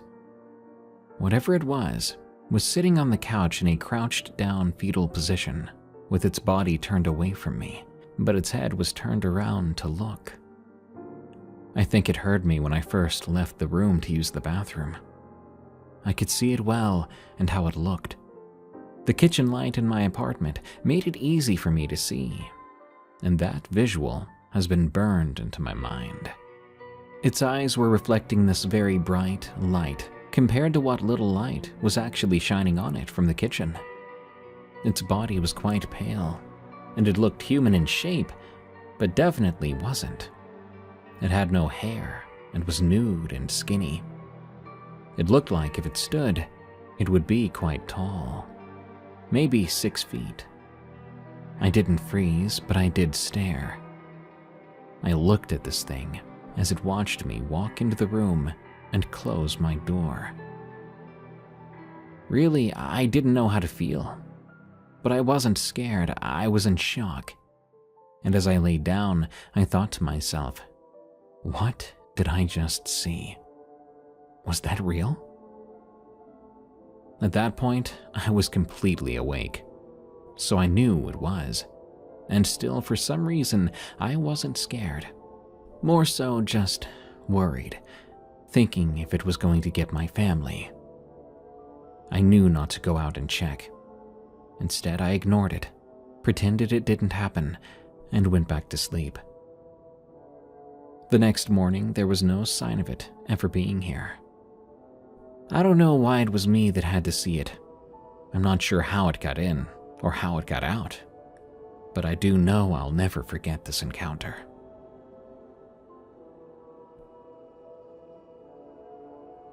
West Virginia Crawler. From Appetite for Fight. This is something that happened to me a few years back. I was out hunting on my dad's property in rural West Virginia. It's a big stretch of land, mostly dense forest with some steep cliffs and deep caves scattered throughout. I'd been hunting there since I was a kid. I thought I knew those woods like the back of my hand, but as it turns out, there was something out there that I never could have imagined. It started with little things. I began to hear odd sounds at night, strange cries that didn't quite sound like any animal I recognized. I chalked it up to the usual noises of the forest, maybe a coyote or a mountain lion passing through. But then I started to find things. Half-buried, half-eaten animal carcasses. Deer and rabbits that looked like they'd been torn apart, but never completely devoured. It was unnerving, but again, I figured it must have been some predator marking its territory. One evening just before dusk, I saw something that made my blood freeze. I was perched up in my tree stand, scanning the undergrowth for signs of movement, when I caught the slight flicker of something pale. It looked human at first. It was darting between the trees. I thought it must have been another hunter, perhaps, maybe someone trespassing. But the more I looked, the more I realized this thing was moving all wrong. They weren't running or walking. No, they were scuttling and crawling in a way that I'd never seen a person do. It was hard to make out details in the fading light, but what I could see was enough to make my skin crawl. As I said, the thing was vaguely man-shaped, but its limbs were very long and thin, its body too lean, too sinewy. And the way it moved, it resembled more a spider, scrambling over fallen logs and up the sides of trees with this terrible but somehow natural and unnatural at the same time grace. I sat there, frozen, hardly daring to breathe as I watched this thing just skitter through the underbrush. It paused for a moment, head swiveling in my direction, and I swear I saw a glint of pale, pupilless eyes staring back at me. Then, quick as a shadow, it vanished into the deepening gloom of the woods. I didn't tell anyone what I'd seen at first. Not sure people would believe me. They would probably say I was seeing things or maybe mistaking something for something else. Even I couldn't quite wrap my head around it. But I did do some research, dug into some old legends and folklore. That's when I came across similar stories of the crawler. According to them, the crawler is a creature that's been haunting these woods and other woods around the country for generations. Some say it's a demon, others a ghost or a twisted nature spirit. But they do describe basically the same thing. A gaunt, pale humanoid that moves with an eerie, inhuman agility, stalking the forests, preying on unwary animals, and allegedly, sometimes people. The more I read about it, the more unsettled I became. The stories were way too similar to mine, too consistent across decades of sightings and encounters. I began to wonder maybe there was some truth to it. Maybe the thing I'd seen scuttling through the trees that evening was more than just a trick of my mind or of the light. I kept hunting on my dad's land, but I was warier now, always on the lookout for a flash of pale skin or the skitter of long, spindly limbs. It wasn't long before I saw the crawler again. This time I spotted it at the edge of a clearing, crouched over the half-eaten remains of what looked to be a deer. It looked up as I approached, milky white eyes boring into me. Then it let out a sound that made my hair stand on end. This high-pitched wail that echoed through the trees like a banshee. I raised my rifle, hands shaking as I aimed at it. But before I could fire, the crawler had skittered off. Soon enough, I couldn't see it through the shadows of the forest. I kind of had this realization then. This creature wasn't something just supernatural. Rather, it was something that lived in these woods, something natural to them. I hope that makes sense.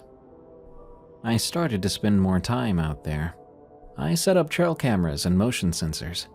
I tried to gather some proof of the crawler's existence. But, of course, as these things go, I came up empty-handed.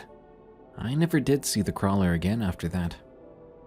I think I could still hear it from time to time, but I couldn't be sure.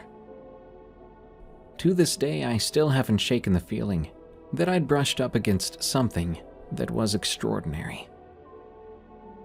Nowadays, my obsession has faded. I didn't spend as much time out there in the woods, and I focused on normal things like I used to. You can write off my story as just another tall tale. Maybe that's all it was, in the end. But I do know what I saw out there in those woods was real to me.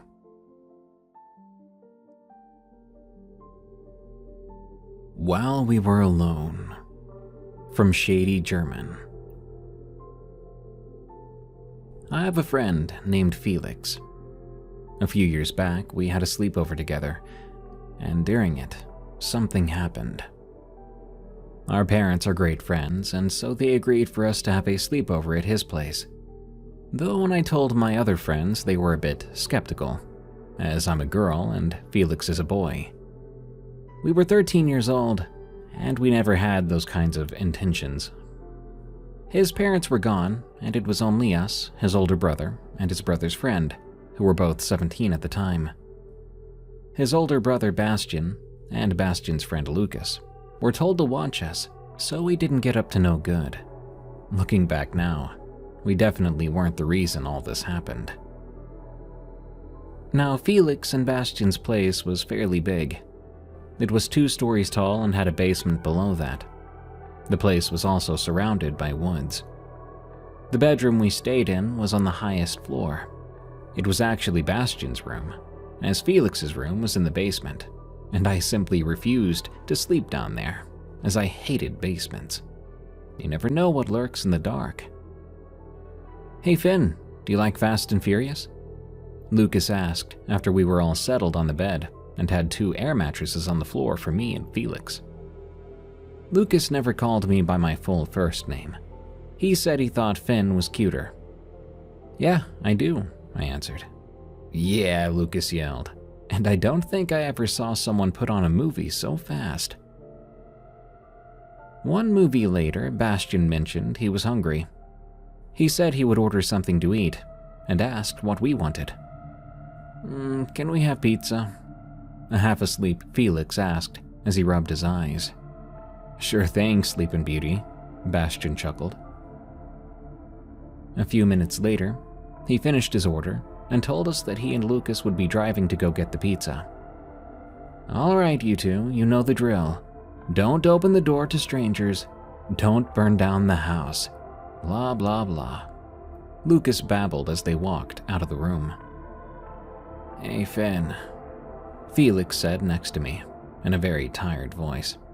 "Can you stay awake while I take a nap?" That basically meant, can you keep guard while I sleep, because I'm scared something will happen. "Yeah, sure," I answered, and soon I heard light snoring next to me. So I put on a TV show and relaxed. Normally, it would take around 1.5 hours for the guys to get to the pizza place and come back altogether. So I was surprised when I began to hear knocking from the entryway door. From the room window, you could see the front door. I was just about to go downstairs to open the door, but then realized one thing. The boys had a key. They would not have to knock.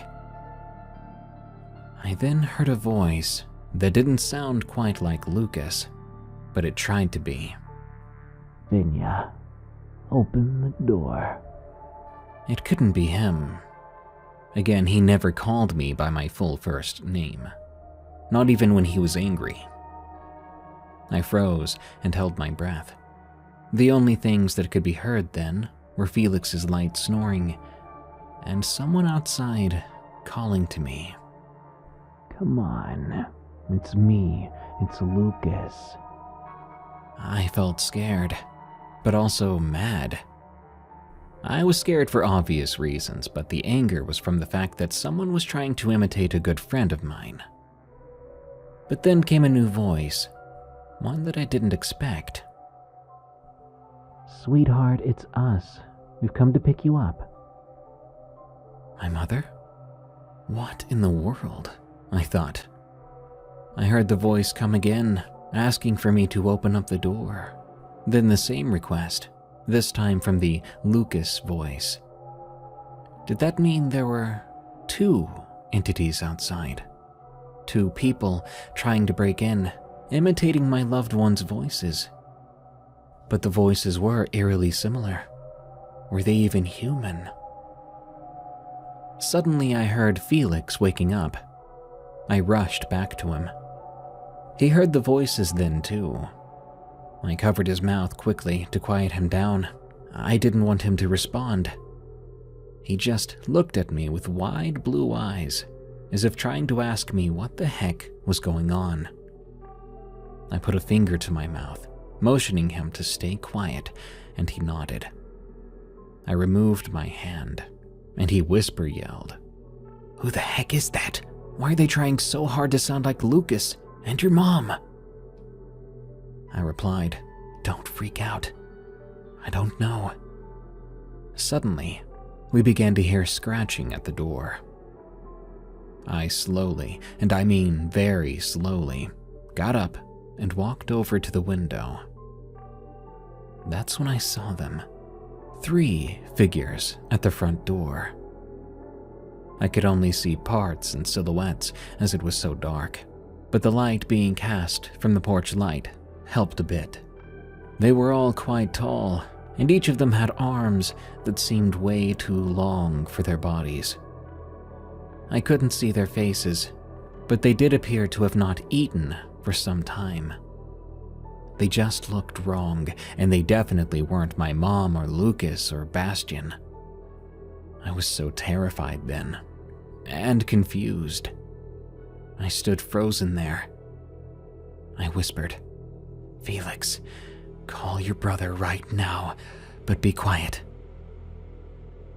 He did as I said, and I began to cautiously retreat to the bed, where we had just been happily sitting and laughing only an hour ago. "Sup, Felix?" I heard Bastian's voice answer. He was completely unaware of what was going on at his own home. I mean, how could he know? I took the phone and whispered in a shaky voice, "Bastian, there's someone or something outside. They're pretending to be Lucas and my mom. They're trying to get in."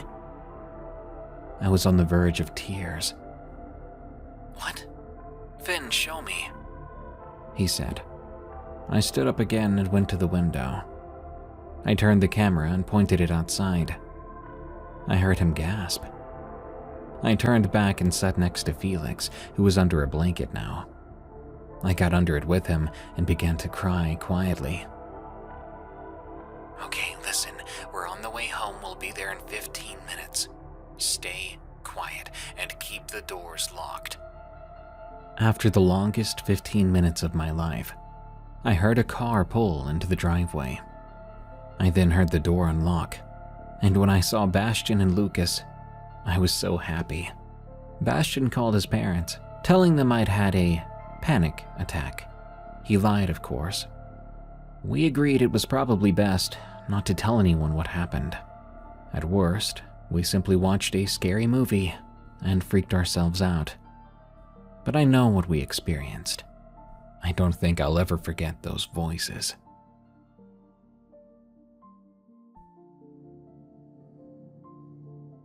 Am I haunted? From Bethy555. I've been seeing, hearing, and feeling things since as far back as I remember. The earliest memory I have of something paranormal is my own imaginary friend. Growing up, I had my middle sister, who's only 2 years younger than me, but as anyone with siblings knows, sometimes you both don't want to play outside or do what the other one is doing. So when that happened, I would play with my friend, a friend I called Mary. At first, my parents thought nothing of Mary, just that I had an active imaginations, kids being kids. I would play cops and robbers, run through the woods, even have tea parties with Mary. To me, she was just another kid who wanted a friend. One day in September, in 1998, my 7-year-old self decided I wanted to build a fort.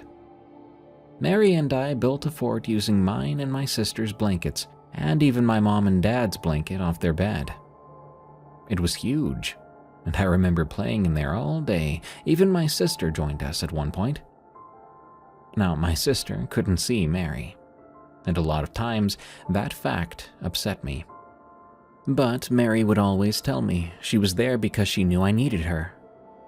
I would smile and just keep playing, not thinking much of it. One night, not long after the fort, I was lying in bed. My sister and I shared a room at the time, so my twin bed was on one side of the window while hers was on the other. From my bed, I could look into my parents' room, and if their bedroom door was open, I could see into the living room just past the front door. I remember being sleepy and closing my eyes after my dad read us a story. I don't know how long I slept before waking back up. I just remember waking up. It was late and still dark out.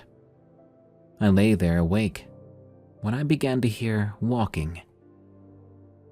My mom was a night shift nurse at the time, so I first assumed she woke up to go to the bathroom or get some water, maybe even to get ready for work. I sat up to look when my breath caught in my throat. Standing in my parents' doorway was a tall, misty figure. It looked feminine, but I couldn't see the face, only an outline. I lay back down. I threw my blanket over my head like any kid and began to cry quietly. The few days before, when I'd built my fort, I had accidentally put a hole in my blanket, so I shifted myself under my blanket so I could look at the figure without having to uncover my head. I saw the misty figure beginning to float towards my parents' bed, where I knew my dad was sleeping. It then knelt next to him. The figure stayed there for a long time, not making any sounds, just kind of hovering next to my dad. When it finally stood up, the figure floated into my room, going between mine and my sister's beds, before disappearing into the wall next to mine. I remember crying and wanting to get up, and Mary was next to me. She got on my bed and told me we should rest, that she would be there for me when I needed her. I woke up the next morning telling my dad and mom everything, even my grandma. While my mother, who is skeptical, brushed it off, my grandma and dad searched the house. Then my grandma asked me to describe Mary to her. I told her my friend was an African-American girl close to my age. Her hair was braided in 2 pigtails, and her clothes were kind of weird, like an old flour sack. I said that she had a mark over her right eye like a scar I got when I fell off my bike. My grandma looked at me, and I swear I thought she was going to cry. My dad looked at my grandma and asked if she was okay. My grandma wouldn't tell me then, but later in life, she would explain to me. The description I gave her was the same as her friend who had gotten killed while they were playing in the woods when my grandma was just a little girl.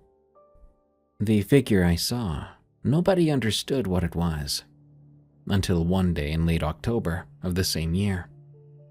My sister and I left for school, telling my dad and my mom goodbye. My mom was heading off to work, and my dad was off for the day, so he lay back down to take a nap after we got on the bus. But that would be the last time I ever spoke to my dad. He passed away in his sleep that day, and when I got home from school, everyone was at my house.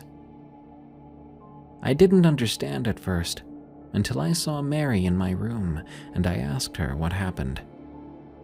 She told me that my dad was in a better place, that she would stay with me until I no longer needed her. After this experience, I would have vivid dreams. I dreamt of people passing away before they passed away. 2 years after this, in May of 2001, I had a dream about my papa, my dad's dad. And he passed away shortly after. Once I turned 11 or so, I stopped seeing Mary, but I still to this day have these dreams.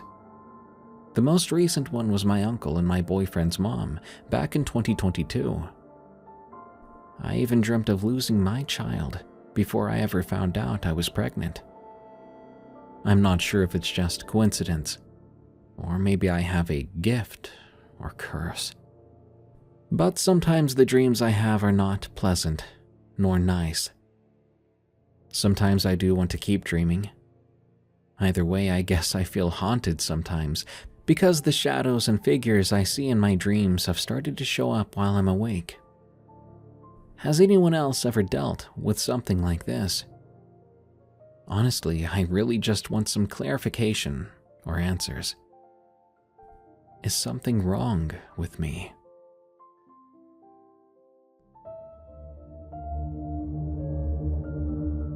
Thank you for tuning in to Unexplained Encounters.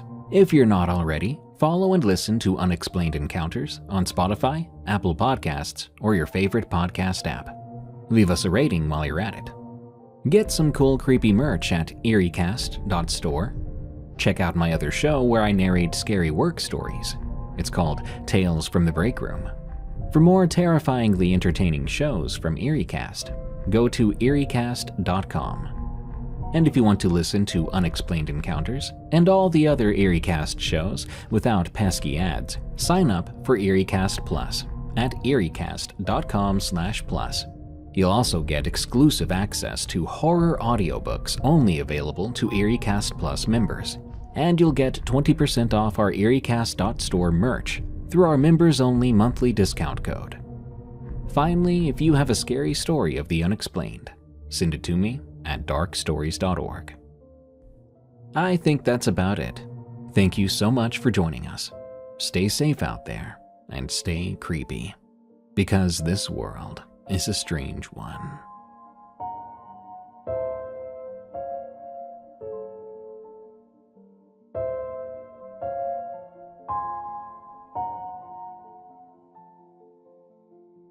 Send your scariest workplace stories to us at eeriecast.com/submit and rate and review Tales from the Break Room on Spotify and Apple Podcasts. Thanks. Hi, welcome to Dead and Roasted. What can I get you? Today we're taking a little trip across the country to various state parks, because each one has its legends, its stories, its terrors. And honestly, a hike through a state park beats the Java out of being cooped up at a coffee joint all day. Welcome back, my friends, and prepare yourself for a brand new set of work stories, all about disturbing confessions from state park employees. Just remember, don't be the last in line out there in those woods. Never go alone. And no matter what, do not answer the voices without bodies. These are Tales from the Break Room.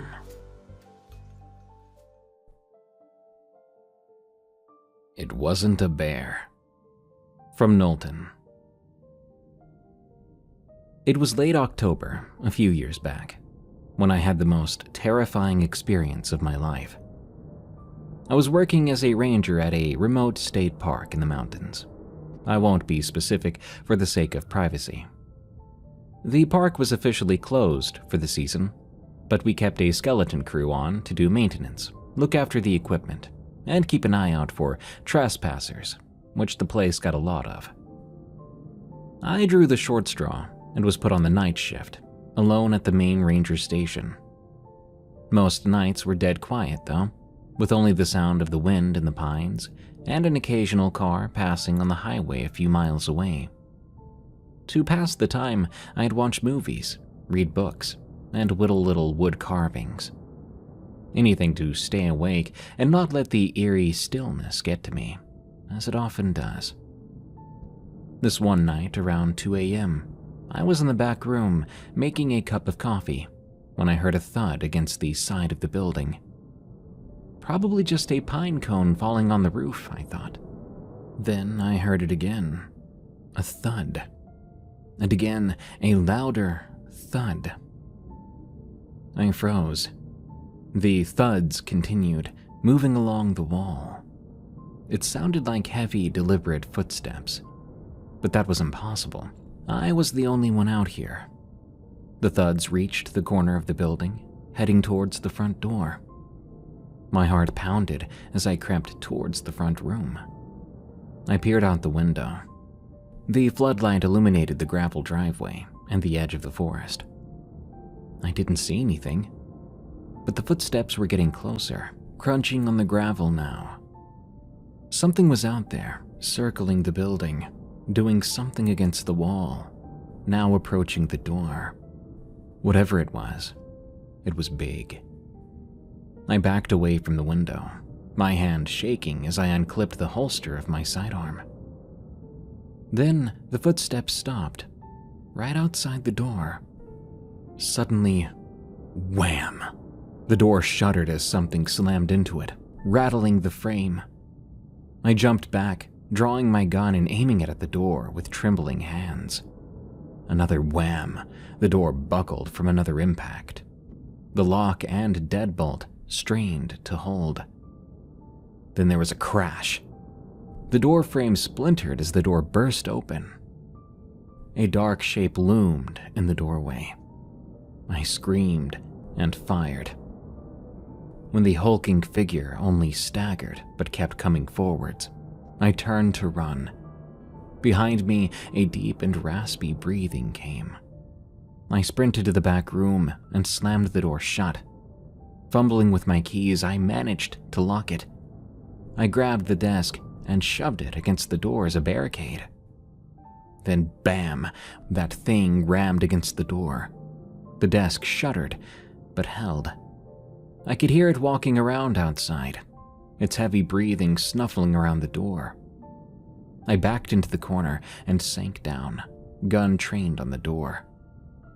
My radio crackled alive, startling me. "Dave, come in, over." It was Mike, my supervisor, doing the regular check-in from the ranger station on the other side of the park. Mike, I need help. There's something trying to get in here. It broke down the front door. I'm trapped in the back room. Get help. Hurry."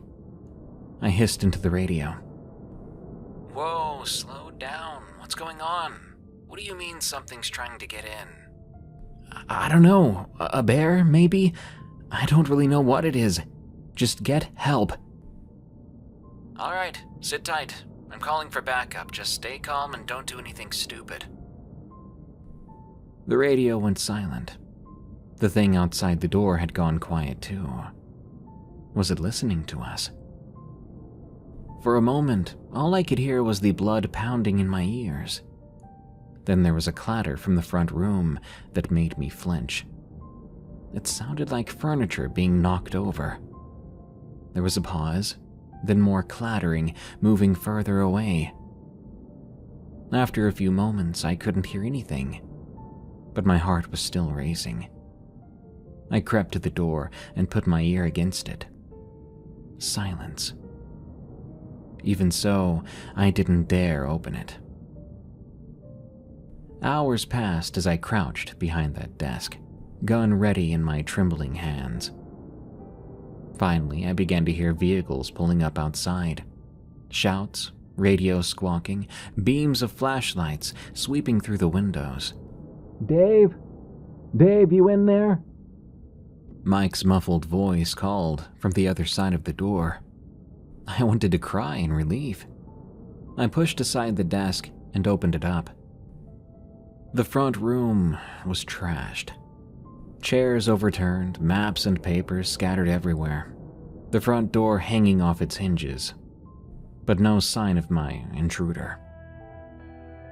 "What the heck happened here?" Mike asked, surveying the damage. "Something tried to break in. It got in the front room, obviously, but it didn't get to the back." I shot at it too. The thing just kept coming. It cornered me back there, thought it was going to get through the door. What was it? Did you get a good look? He picked up a shell casing and frowned. Looks like you aren't lying. Mike, I don't know what it was. It was dark. I couldn't really see. It was big, though. Not like any bear I've seen. I could barely get those words out. My throat was tight with fear. Well, it's gone now. Took off into the woods, looks like. He nodded at the muddy tracks leading away from the porch. Let's get this cleaned up. You can write up a report in the morning. I didn't sleep a wink that night. Every time I closed my eyes, I saw that dark shape filling the doorway. I turned in my report, but I couldn't give a clear description of what it was. Obviously, the department seemed skeptical of my story, but they couldn't deny the damage to the ranger station. They brought in a wildlife expert to examine the tracks, but even he couldn't definitively say what had made them. Could be a bear, he said, scratching his head.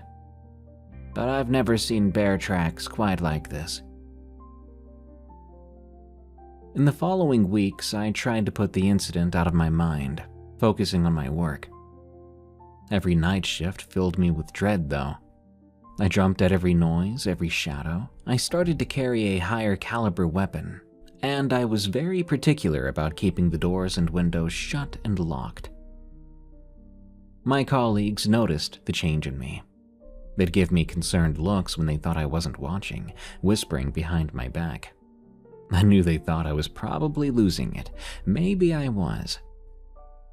About a month after the attack, I was out on a routine patrol of the hiking trails. It was a crisp, clear day, and the forest was peaceful.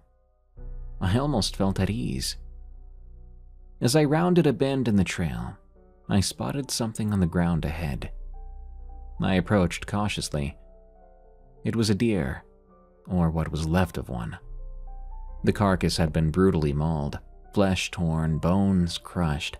The surrounding foliage had been trampled and splattered with blood. Quite clearly the work of a predator, but far more vicious than your average mountain lion or coyote. A chill ran down my spine as I remembered that thing that had come after me that night.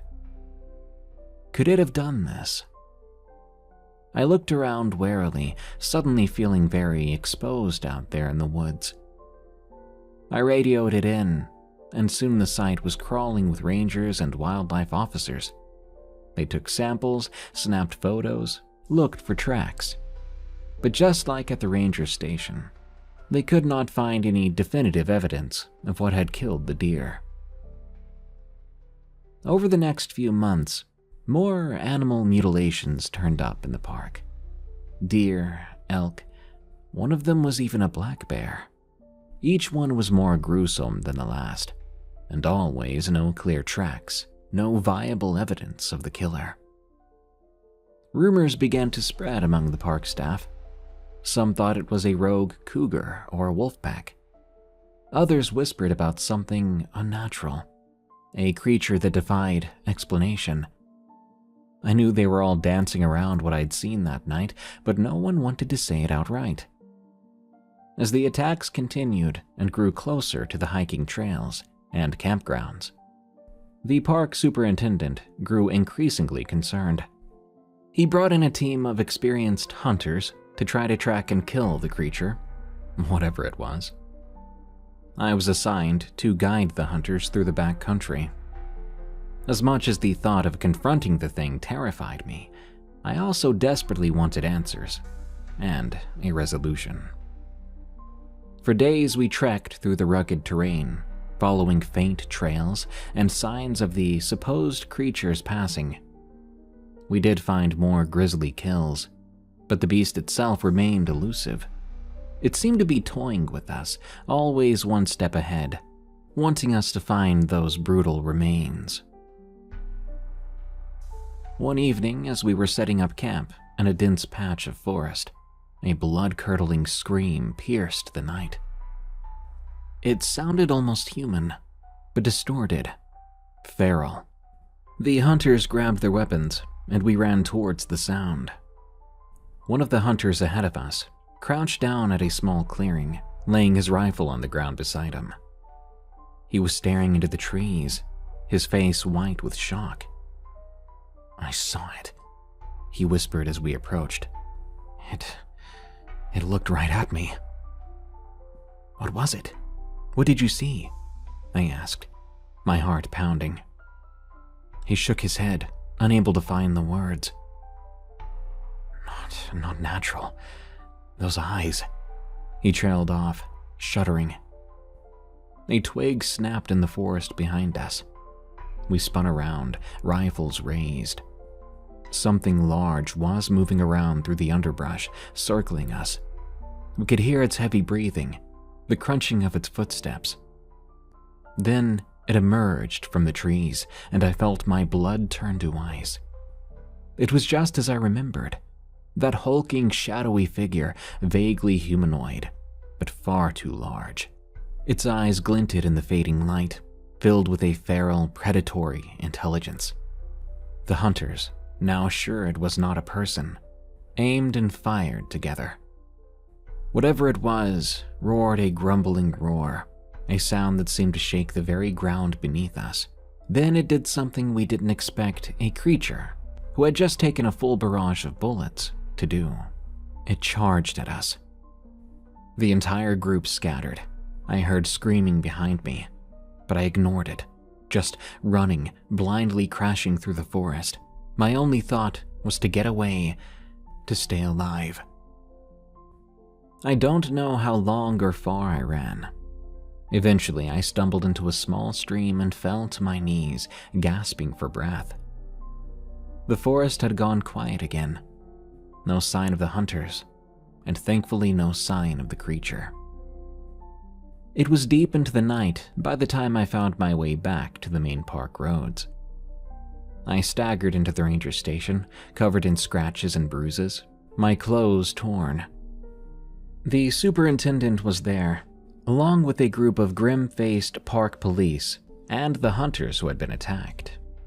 Well, except for one. All but one of the hunters had made it back. The official story was it had been a bear attack. The park was closed for some time, and a massive search began for the missing man. But I knew how it would end.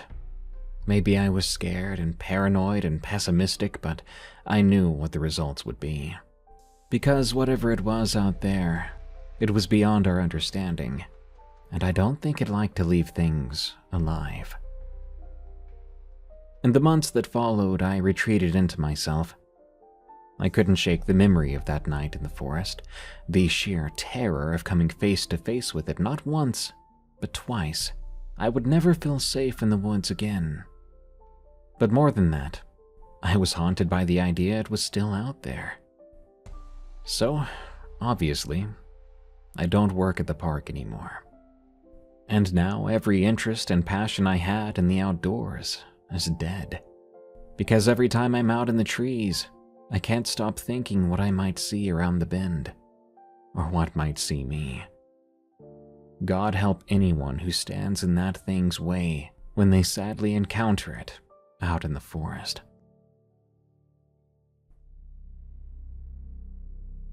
Help Me, from L. Laurie's story. For a few years, I worked at Adirondack Park as a park ranger. It's a huge park, covering over 6 million acres in upstate New York. It's got everything. Mountains, forests, lakes, rivers. It's beautiful. But it can also be pretty wild and remote in places. I was stationed at one of the more isolated ranger outposts, near the western edge of the park. It's a small cabin, really only used by rangers and the occasional backpacker or hunter who ventures out this far. It's a quiet posting, which suits me just fine. I like the solitude, being out in nature. But it can be a little spooky at times, especially at night. There's a lot of history in these woods. The Adirondacks were home to Native American tribes for centuries before European settlers arrived. There were a lot of conflicts, a lot of bloodshed as the land changed hands. Then there were the logging and mining operations in the late 1800s and early 1900s. The park is dotted with the remains of old logging camps and mining towns, just crumbling foundations and rusting equipment left behind when the industries died out. Some of the other rangers, the ones who have been here longer, they talk about strange things they've seen or heard out in the woods. Lights in the night sky, sounds that just don't belong, those sort of things. I always took it with a grain of salt. You spend enough time out in the wilderness, your mind can start to play tricks on you. But then, a couple of months ago, I started to experience some weird things myself. It started with small stuff. I'd be out on a trail and get this feeling like I was being watched. I would turn around, expecting to see another hiker, maybe a deer, but there would be nothing there. Then I began to hear noises at night when I was alone in my cabin. Footsteps on the porch, the creak of the old rocking chair outside. Whenever I'd get up to check, there was never anyone there. I tried to brush it off, telling myself it was just the isolation getting to me. But it kept happening, and it started to feel more and more sinister. One night I woke up to the sound of whispering. It sounded like it was coming from right outside my window. I couldn't make out the words, but the tone sent a chill down my spine. It sounded angry, almost threatening. I lay there in my bunk, my heart pounding, trying to convince myself I was just dreaming. But then I heard the doorknob rattle, like someone wanted to get inside. I jumped up, grabbed my flashlight and my gun. But when I got to the door, there was no one there. The night was quiet, still. After that, things began to escalate. I would find strange symbols carved into trees, arranged rocks and sticks in patterns that did not look natural. Once, on a remote trail, I found the remains of what looked like some kind of ritual site. A circle of stones, charred animal bones in the center. I reported this, of course, but there wasn't much the park authorities could really do. There was no evidence of who had done it, or why. I started to do some research into the history of the area, trying to find some explanation for what was happening. That's when I came across these stories about an asylum. Now, bear in mind I don't know how true this is, but according to the article I read back then, back in the 1920s, there was a small mental hospital built on what is now park land. It was meant to be a place of healing, using the fresh mountain air and natural surroundings to help treat patients. But the stories about the place were quite dark. Rumors of patient mistreatment, of experimental treatments that crossed ethical lines. There were even tales of patients who went missing, never to be seen again. The supposed asylum closed down in the 1950s, and the building was demolished not long after. But some of the rangers say the site is still haunted by the spirits of the patients who suffered there.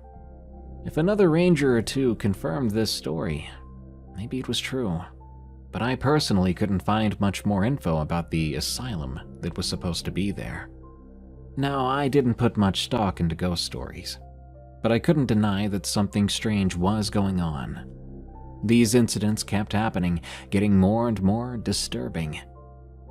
It all came to a head one night. I was alone in the cabin as usual. It was a dark and moonless night, the kind where the forest seems to press in around you. I was just getting ready for bed when I heard it, a scream, coming from somewhere out in the woods. It made my blood run cold. It sounded like a woman, and she was terrified. I grabbed my gear and ran out into the night, my flashlight bouncing off the trees. The scream came again, fainter this time, like it was moving away. I followed the sound deeper into the forest, my heart pounding in my ears. I knew I was breaking protocol, that I should radio for backup. But there was no time for that. Someone might be in trouble, I thought. The trail led me to a small clearing. That's when I saw it. There was something in the center of that clearing. Something dark and unnatural. As I drew closer, I could make out more details, and what I saw made my stomach turn. It was... well, I'm still not sure exactly what it was, but it was terrifying. Give me a moment, I'll get there. That's when things took a turn for the worse. As I stepped into the clearing, the beam of my flashlight fell upon the sight that had made my blood run cold. In the center of the open space was this figure, hunched, unmoving. At first, I thought it might be the woman I'd heard scream. But as I drew closer, I realized it was something else entirely. It was humanoid in shape, but there was something wrong about its proportions. Its limbs were too long, body too thin, and the way it was crouched, with its head bent at an unnatural angle. It just didn't look human. Even so, I called out, my voice shaky. "Hello? Are you all right?" The figure did not respond. It didn't even move. I took another step closer, my hand tightening on my flashlight.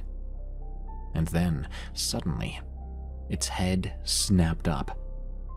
I stumbled back, a scream lodged in my throat. Where there should have been a face, I saw nothing, just a smooth, featureless expanse of pale skin. The thing rose to its feet, unfolding itself like a marionette pulled by invisible strings, and it towered over me, well over 7 feet tall. I turned to run, but my feet would not move. It was like I was frozen there, my muscles locked into place with terror. The creature took a step closer, then another. Its movements were jerky and unnatural, like it wasn't quite used to its own body. I finally managed to break out of my paralysis. I ran then, crashing through the underbrush, branches tearing at my face and arms. But I could hear it behind me, moving through the forest with a terrifying speed. It didn't seem at all hindered by the dense growth at all. I ran until my lungs burned, until my legs felt like they were going to give out. And then I burst from the trees and found myself at what appeared to be an old asylum site. I never even realized where I was going, but there I was, standing in front of a crumbling foundation, the rusted remains of old metal beds and medical equipment scattered about. So it was real. I spun around, expecting to see the creature burst from the trees behind me, but there was nothing. The forest was silent. I stood there for a long moment, trying to catch my breath, trying to make sense of what I'd seen. That's when I heard it. A whisper coming from the ruins of the old hospital. "Help me, help me." It was a woman's voice. I think it was the same one I'd heard screaming from the woods. But there was something else in the voice now, something that made my skin crawl. It sounded not quite human. Against my better judgment, I moved towards the ruins. I picked my way through debris, shining my light into the shadows. "Hello?" I called out, my voice sounding so small in the darkness. "Is someone here?" I heard a sound off to my right, a shuffling noise. I turned, and my light fell upon a figure huddled in the corner of the ruins. If I had to guess, that may have been a patient's room at one point. There was a woman, dressed in a tattered hospital gown. Her hair was long and matted, her skin pale and waxy. She looked up at me, and I saw her eyes that were nothing but dark, empty sockets. "Help me," she whispered again, her voice dry and rasping. Please, please. I took a step back. This couldn't be real. I was having some kind of hallucination, a trick of my exhausted and scared mind out here in the dark. But then, the woman began to change. Her body shifted, twisted, her limbs growing longer, her face melting away into that same blank, featureless mask that I'd seen in the woods. I ran, stumbling back out into the night. I could hear that thing behind me, could hear its footsteps crunching on the dead leaves and twigs. I don't know how I made it back to the cabin. I must have run for miles, fueled by pure adrenaline. I burst through the door, slammed it shut behind me, and collapsed on the floor. I spent the rest of the night huddled in the corner, my gun in my hands, jumping at every single noise. I kept expecting to hear that whispering voice again, or to see that pale, featureless face in the window. But nothing happened. The night passed, and the sun rose, and I was still alive. I radioed for help as soon as I could, but I told them something. Not the full story, not all the details. I knew how it would sound.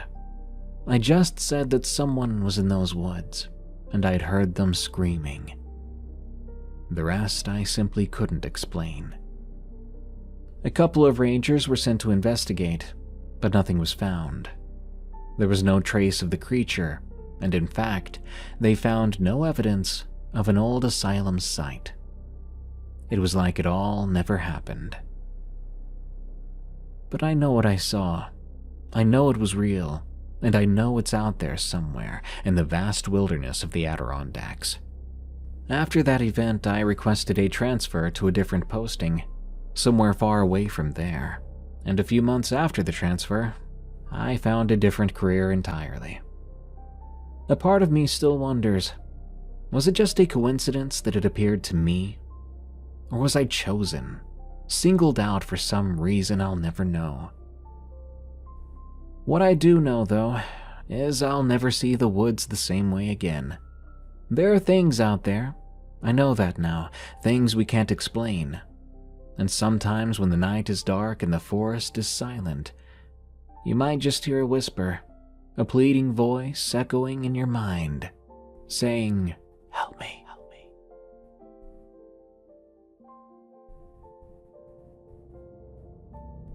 Interloper. From 883 Grix. I've been working as a park ranger at a state park in the Midwest for about 3 years now. It's a great job. Funnest and most fulfilling one I've had. I mean, who doesn't like spending their days in nature? Really, all I do is make sure the park is safe and well maintained for visitors. Keep track of wildlife here and there, too. Sometimes, though, when I'm on the night shift, things get a little eerie. Might just be human nature, but when the woods get dark, you start to feel a little creeped out sometimes. This happened on a typical evening in early September. The summer crowds had thinned out by then, but we still had a decent number of campers scattered throughout the park. I was doing my usual rounds, checking the trails and campsites, making sure everything was in order. I had just finished inspecting the campground at a place we called the Meadows, and I was heading down a mountainous trail when I noticed a light flickering through the trees. It was coming from one of the backcountry campsites, a small clearing about a quarter mile off the main trail. That struck me as odd. These sites are primitive. No electricity, no running water. Campers out there usually rely on lanterns or campfires for light. But this light was different. There was an artificial quality to it, maybe a flashlight or a headlamp. As I got closer, I could make out a tent set up in the clearing. The light was coming from inside. I approached cautiously, not wanting to startle whoever was in there. I was about 20 yards away when I saw movement going towards the tent. A man, who didn't see me yet, looked around, then crawled oddly, quietly inside. Once inside, he let out this weird, stifled moan. It was almost pained. Then I watched the tent flap begin to shuffle about as the man crawled back out. He moved so oddly, almost slithering on his belly before rising to his feet. He straightened up, then looked right at me. That's when the hairs on the back of my neck stood up. Something wasn't quite right here, and I wasn't sure what it was. Having been caught, I stepped out of the shadows, shining my flashlight towards the man. "Evening," I called out, trying to keep my voice steady. "Everything all right over here?" The man's eyes grew wide, as if somehow he'd been startled despite having seen me already. He looked to be in his late 30s. He had a thin, wiry build and unkempt hair. He wore a dark hoodie and jeans. "Oh, hi, Ranger," he said, his voice a bit shaky. "Yeah, everything's fine. I haven't been feeling well, that's all." He gestured vaguely towards the tent, trying to explain the moan I'd heard, I guess. I kept my light trained on him, studying his face. He was sweating, but the night was cool, and there was something about his expression, a tightness around his eyes, even a twitchiness in his movements. "You sure you're all right?" I asked, taking a step closer. "That didn't sound good coming from your tent." No, it's fine," he insisted, backing away from me. "Just a stomach ache. I think I ate something bad. I'll be all right." He was rambling, his words tumbling out in a nervous rush. His eyes kept darting from me to the tent and back again. I didn't believe him for a second. I wasn't sure what was going on. I think I thought maybe drugs at the moment. But I didn't have any concrete reason to press the issue, really. No evidence. And campers do get sick all the time. As long as they're not disturbing anyone else or posing a danger to themselves, it's not really my business. "Well, all right," I said slowly. "If you need anything, you know where to find me. I'll be at the ranger station up the trail." I nodded in that direction. "Yeah, sure, thanks," he mumbled. He was already edging away from me, moving towards the trail that led back to the main campground. I'm gonna head to the restroom. I'll be fine." Makes sense, I thought. And with that, he hurried off into the darkness, leaving me standing there with a growing sense of unease. I looked back at his tent, silent and still in the moonlight. I considered going over to check inside just to be sure, but something held me back. Call it instinct, maybe just a healthy respect for people's privacy. I finished my patrol, then returned to the station. But I could not shake that feeling that something was off about that encounter. I kept replaying it in my head. The strange moan, the man's nervous behavior, the way he had crawled into and out of that tent. I was still thinking about it the next morning when I got a call from the park superintendent. There had been an incident at one of the backcountry campsites. A murder. My stomach dropped as I listened to the details. A young woman had been stabbed multiple times in her sleeping bag. No sign of a struggle, no defensive wounds. She probably never even got a chance to wake up. And the suspect, I recognized him right away.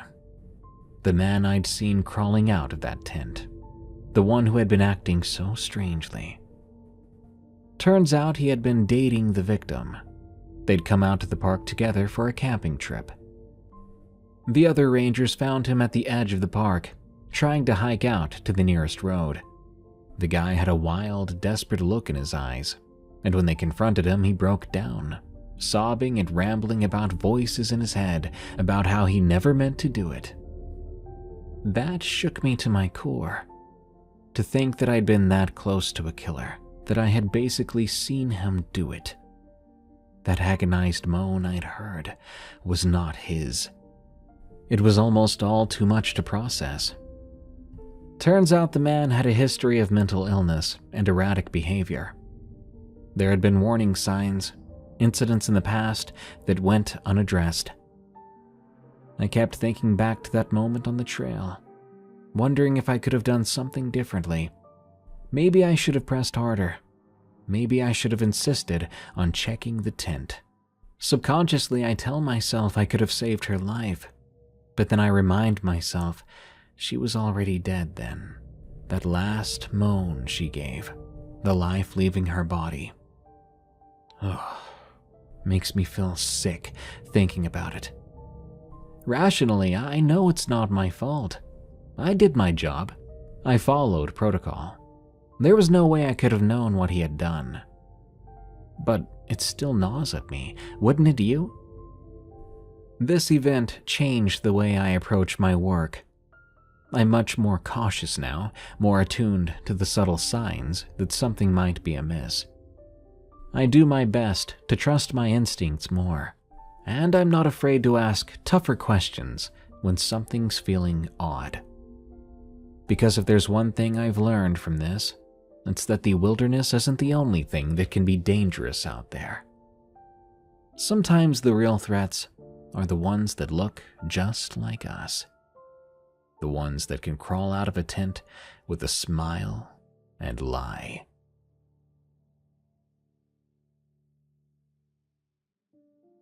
Bird watching. From Wine Mom 1980. I work as a ranger at Big Basin Redwood State Park. It's a job that comes with its fair share of unusual experiences. You're out in nature, dealing with all sorts of people and situations. There is an incident from a few years back that still leaves me scratching my head and a little creeped out. It was the summer of 2018. I was partnered up with another ranger, I'll call him Jacob, for the season. Our main task that season was to conduct a study on the park's bird populations, counting them, tracking their movements, those sorts of things. It's a big park, so it kept us pretty busy. About a week into the assignment, we started to get some strange reports over the radio. Apparently, there had been sightings of some suspicious individuals in the more remote areas of the park. These reports were vague, but the gist was that these people were up to some kind of mischief. Possibly pranks or vandalism. We were told to keep an eye out and to report any unusual activity. Jacob and I didn't think too much of this at first. We already had our hands full with the bird study, and dealing with the occasional troublemaker was just part of the job. But looking back, I wish we had paid more attention. It happened one evening, just as we were wrapping up our observations for the day. We were in a very isolated spot, a couple miles off the main trail. It was that golden hour just before sunset when the light filters through the redwoods in this really beautiful way. We were packing up our gear when Jacob suddenly grabbed me by the arm. "Look," he whispered, pointing to a nearby clearing. At first, I was not sure what he was seeing, but then I saw the movement. There was a group of people, maybe a dozen or so, walking in a single file line through the woods. They were all dressed in black from head to toe, like they were in some kind of uniform. It was eerie, the way they moved in perfect unison, their faces obscured by hoods. As they entered the clearing, they formed a circle, and then the chanting began. It was unlike anything I'd ever heard before. Guttural, primal, almost inhuman. It sounded like throat singing, but with a dark and menacing edge. Jacob and I stood there, dumbfounded and frozen, unsure what to do. We were outnumbered, and something about the situation felt deeply weird. But we also knew we couldn't just ignore this. The chanting grew louder, more frenzied. And then, as if on some unseen signal, each person reached into their pocket and pulled out what looked like a small pouch. It was similar to a Capri Sun pouch. They raised these pouches to their lips and drank deeply. What happened next will continue to haunt me. One by one, they all fell to the ground, their bodies beginning to convulse violently. They looked to all be having seizures, all at once. The clearing was filled with the sounds of thrashing limbs and horrific, garbled noises that I can only assume were choked screams. Jacob and I looked at each other in horror. This was way beyond anything we were trained to deal with. We had basic first aid training, really, but this was something else entirely. With shaky hands, I grabbed my radio and called it in. I tried to keep my voice steady as I described what was happening, but I'm sure that dispatch could hear the panic in my words. They told us to sit tight. Backup and medical were on the way. We waited there at the edge of the clearing, watching helplessly as the figures continued to seize and convulse. It seemed to go on forever, though in reality it was probably only a few minutes. And then, as suddenly as it had begun, it stopped.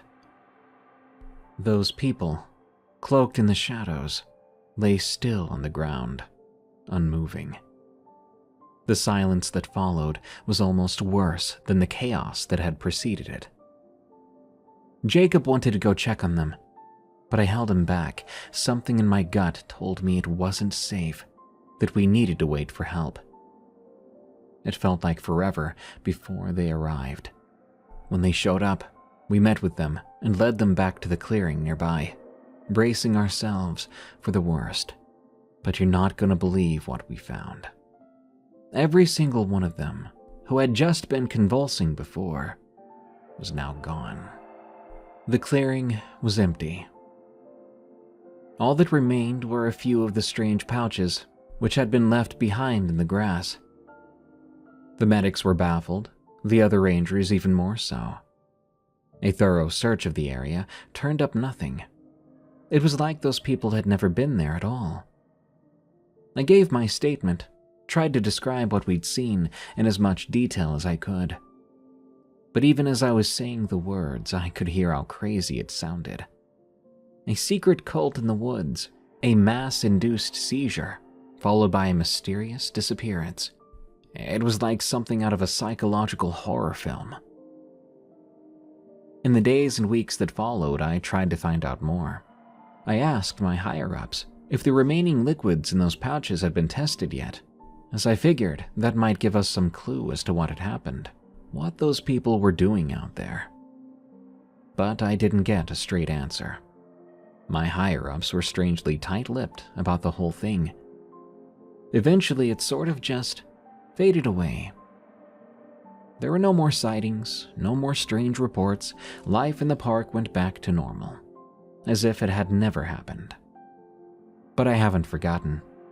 I can't forget the sound of that chanting, the sight of those bodies convulsing in the fading light. It's seared into my memory. I wonder, were they some kind of cult engaging in a bizarre ritual? What kind of drug was in those pouches? And why did they choose our park, that specific spot? If there's any other cults out there planning to do the same, please leave innocent eyes out of it. No one needs to see that.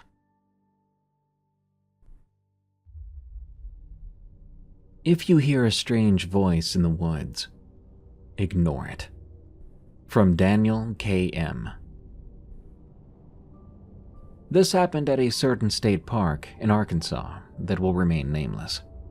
I'd been working there for a few years, and I can tell you the place is beautiful.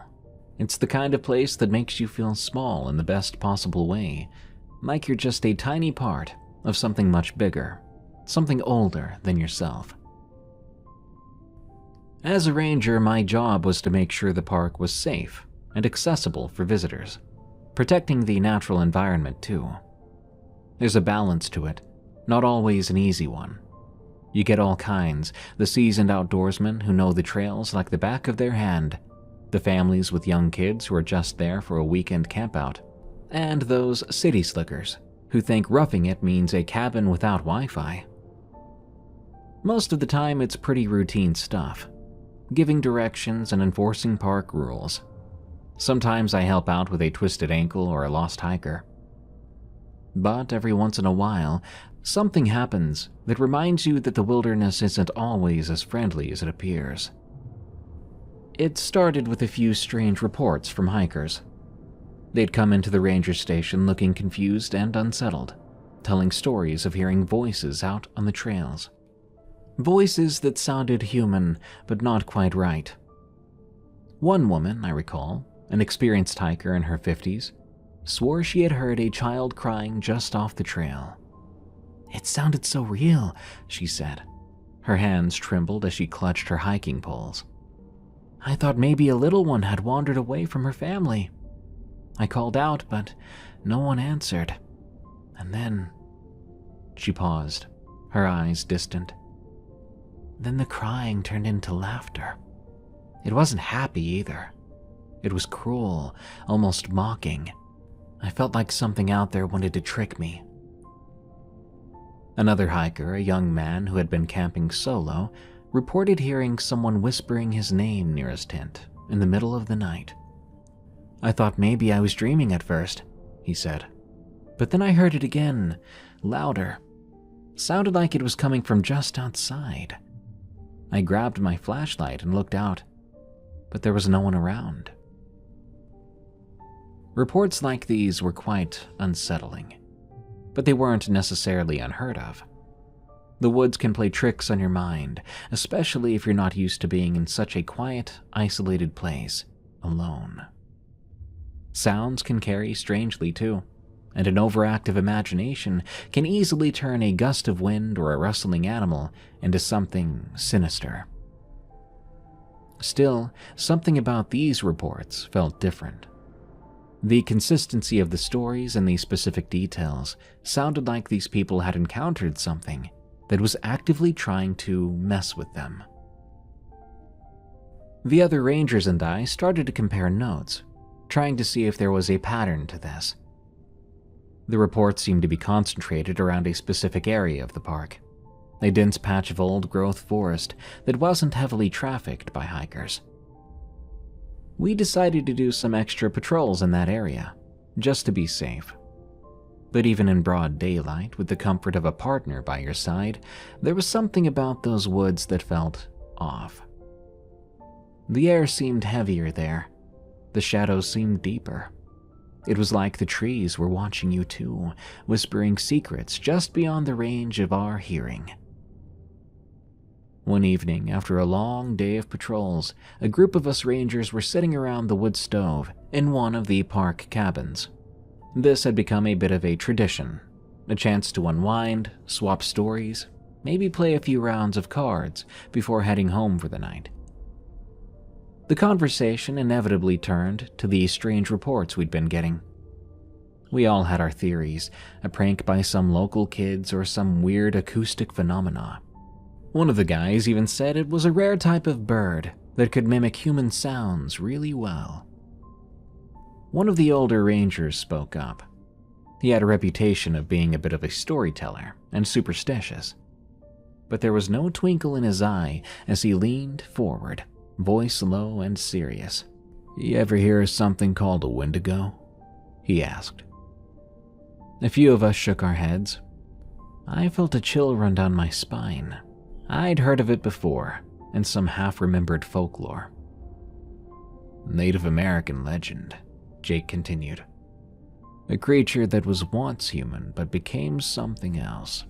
Something evil. They say it happens when a person resorts to cannibalism out of desperation or madness. Changes them.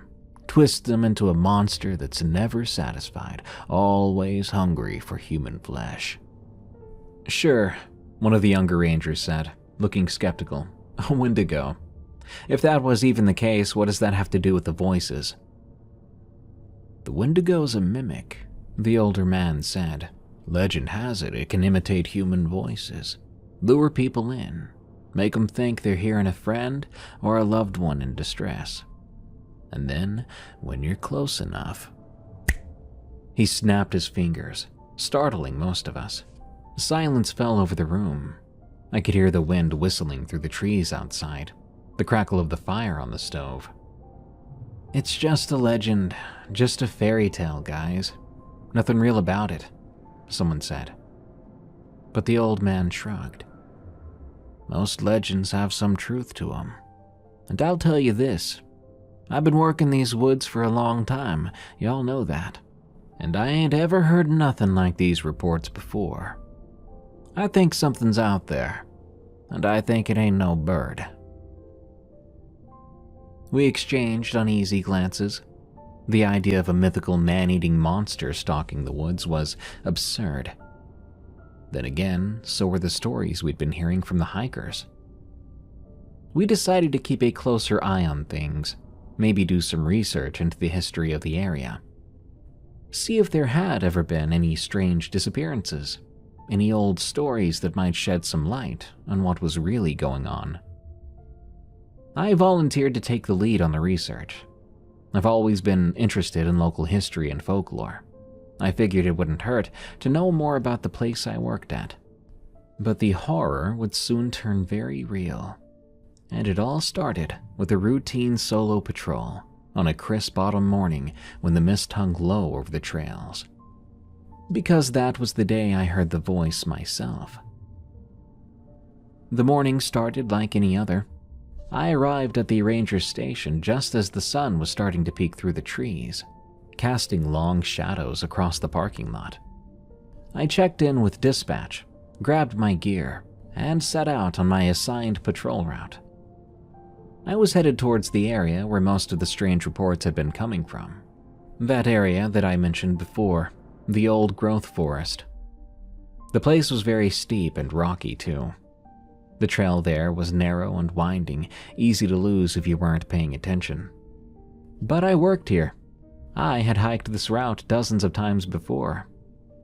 But let me tell you, something felt different that morning.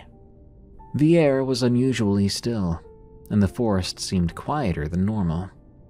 Even the birds were silent, as if they were holding their breath, waiting for something to happen. I tried to shake it off, chalking it up to the stories we'd been hearing and the late-night talk of wendigos around the wood stove. I'm a grown man, I reminded myself, and a ranger at that. I knew these woods. I knew there was nothing out here that I couldn't handle. About an hour into my hike, I stopped for a water break at a small clearing. It was a peaceful spot with a fallen log that made a perfect bench and a view of the valley below through a gap in the trees. As I took a swig from my canteen, I heard it. A voice coming from somewhere off the trail behind me. Please help. I froze, the water still in my mouth. The voice sounded like a child, a little girl. It was faint but clear and filled with a desperate, pleading tone. I swallowed, put down the canteen, and called back. Hello? Someone out there? Silence. But then, again, a little louder. Please help me. I was already moving, plunging into the underbrush in the direction of the voice. My training kicked in. I knew I should radio for backup, but there wasn't time. If there was a child out there, lost or hurt, every second counted. I crashed through the bushes, thorns snagging at my uniform. That voice seemed to be moving, always just ahead of me somehow, leading me deeper into the trees. I'm coming, I shouted. Stay where you are. I'm coming to help. And then, abruptly, the voice changed. The pleading tone shifted, morphed into something else, something darker. Found you. It whispered, and I could swear I felt breath on the back of my neck. I spun around, my heart hammering in my chest. There was no one there. Just the trees, the underbrush, the dappled sunlight through the leaves. I stood there for a moment, trying to catch my breath, trying to make sense of what I'd just heard. Maybe it was just my mind playing tricks on me, an auditory illusion brought on by stress and suggestion. But then I heard something else, a laugh just on the edge of my hearing. That sound made the hairs on my arms stand up, my skin crawl. Got you. It was the girl's voice again, but twisted now, warped into something unnatural. I turned in a slow circle, scanning the trees. Who are you? I demanded, trying to keep my voice steady. What do you want? The laughter came again, louder than before. It seemed to be coming from everywhere at once, echoing off the trees. I took a step back, my hand going to the radio on my belt, but before I could grab it, the voice spoke again. No cheating. It hissed. Suddenly it was right behind me, so close I could feel the brush of air on my ear. I whirled, lashing out with my fist, but I hit nothing but air. The laughter was all around again, rising and falling in a sickening wave. What are you? I shouted. Even I could hear the desperation in my voice. What the heck are you? The laugh turned to the laughter of a child again, but there was nothing innocent about it. So I ran, blundered through the trees, not caring where I was going, just needing to get away from that voice, that awful twisted sound. To my horror, it followed me, darting from tree to tree, always just out of sight. One moment it was ahead of me, the next behind. A man, a woman, a child, a thing that was none of those, but all of those at once. Run. It chanted now. I stumbled then, falling to my knees in a tangle of roots and dead leaves. The voice laughed again, a sound like breaking glass. I squeezed my eyes shut, clasping my hands over my ears. This couldn't be happening. It couldn't be real. But I could still hear it, even through my hands. That horrible mocking laughter, and underneath it, a sound even worse. A new sound, wet and tearing, like flesh being pulled from the bone. I don't really know how long I sat there, paralyzed with fear. Could have been minutes, could have been hours. I mean, at that moment, time seemed to have no meaning. Eventually, the sounds did fade. The forest grew quiet again, still with that unnatural hush to it. I opened my eyes, half expecting to see some horror looming over me. But there was nothing. Just trees, sunlight, the gentle rustle of leaves in a breeze I could not feel. I staggered to my feet, but my legs shook. I looked around wildly. I was alone. The voice, that presence, whatever it had been, it was gone now. I don't recall the hike back to the ranger station. That part is a blur in my memory, a jumbled mess of confusion and terror. I know I must have looked a fright when I stumbled through that door. I had leaves in my hair and scratches on my face. My eyes were wide. The other rangers gathered round, asking questions, trying to make sense of my babbled, incoherent story. I kept trying to explain it to them, but nothing I could say would make them understand the sheer terror I'd felt. And I'm not even sure they believed me. I'm sure some of them did.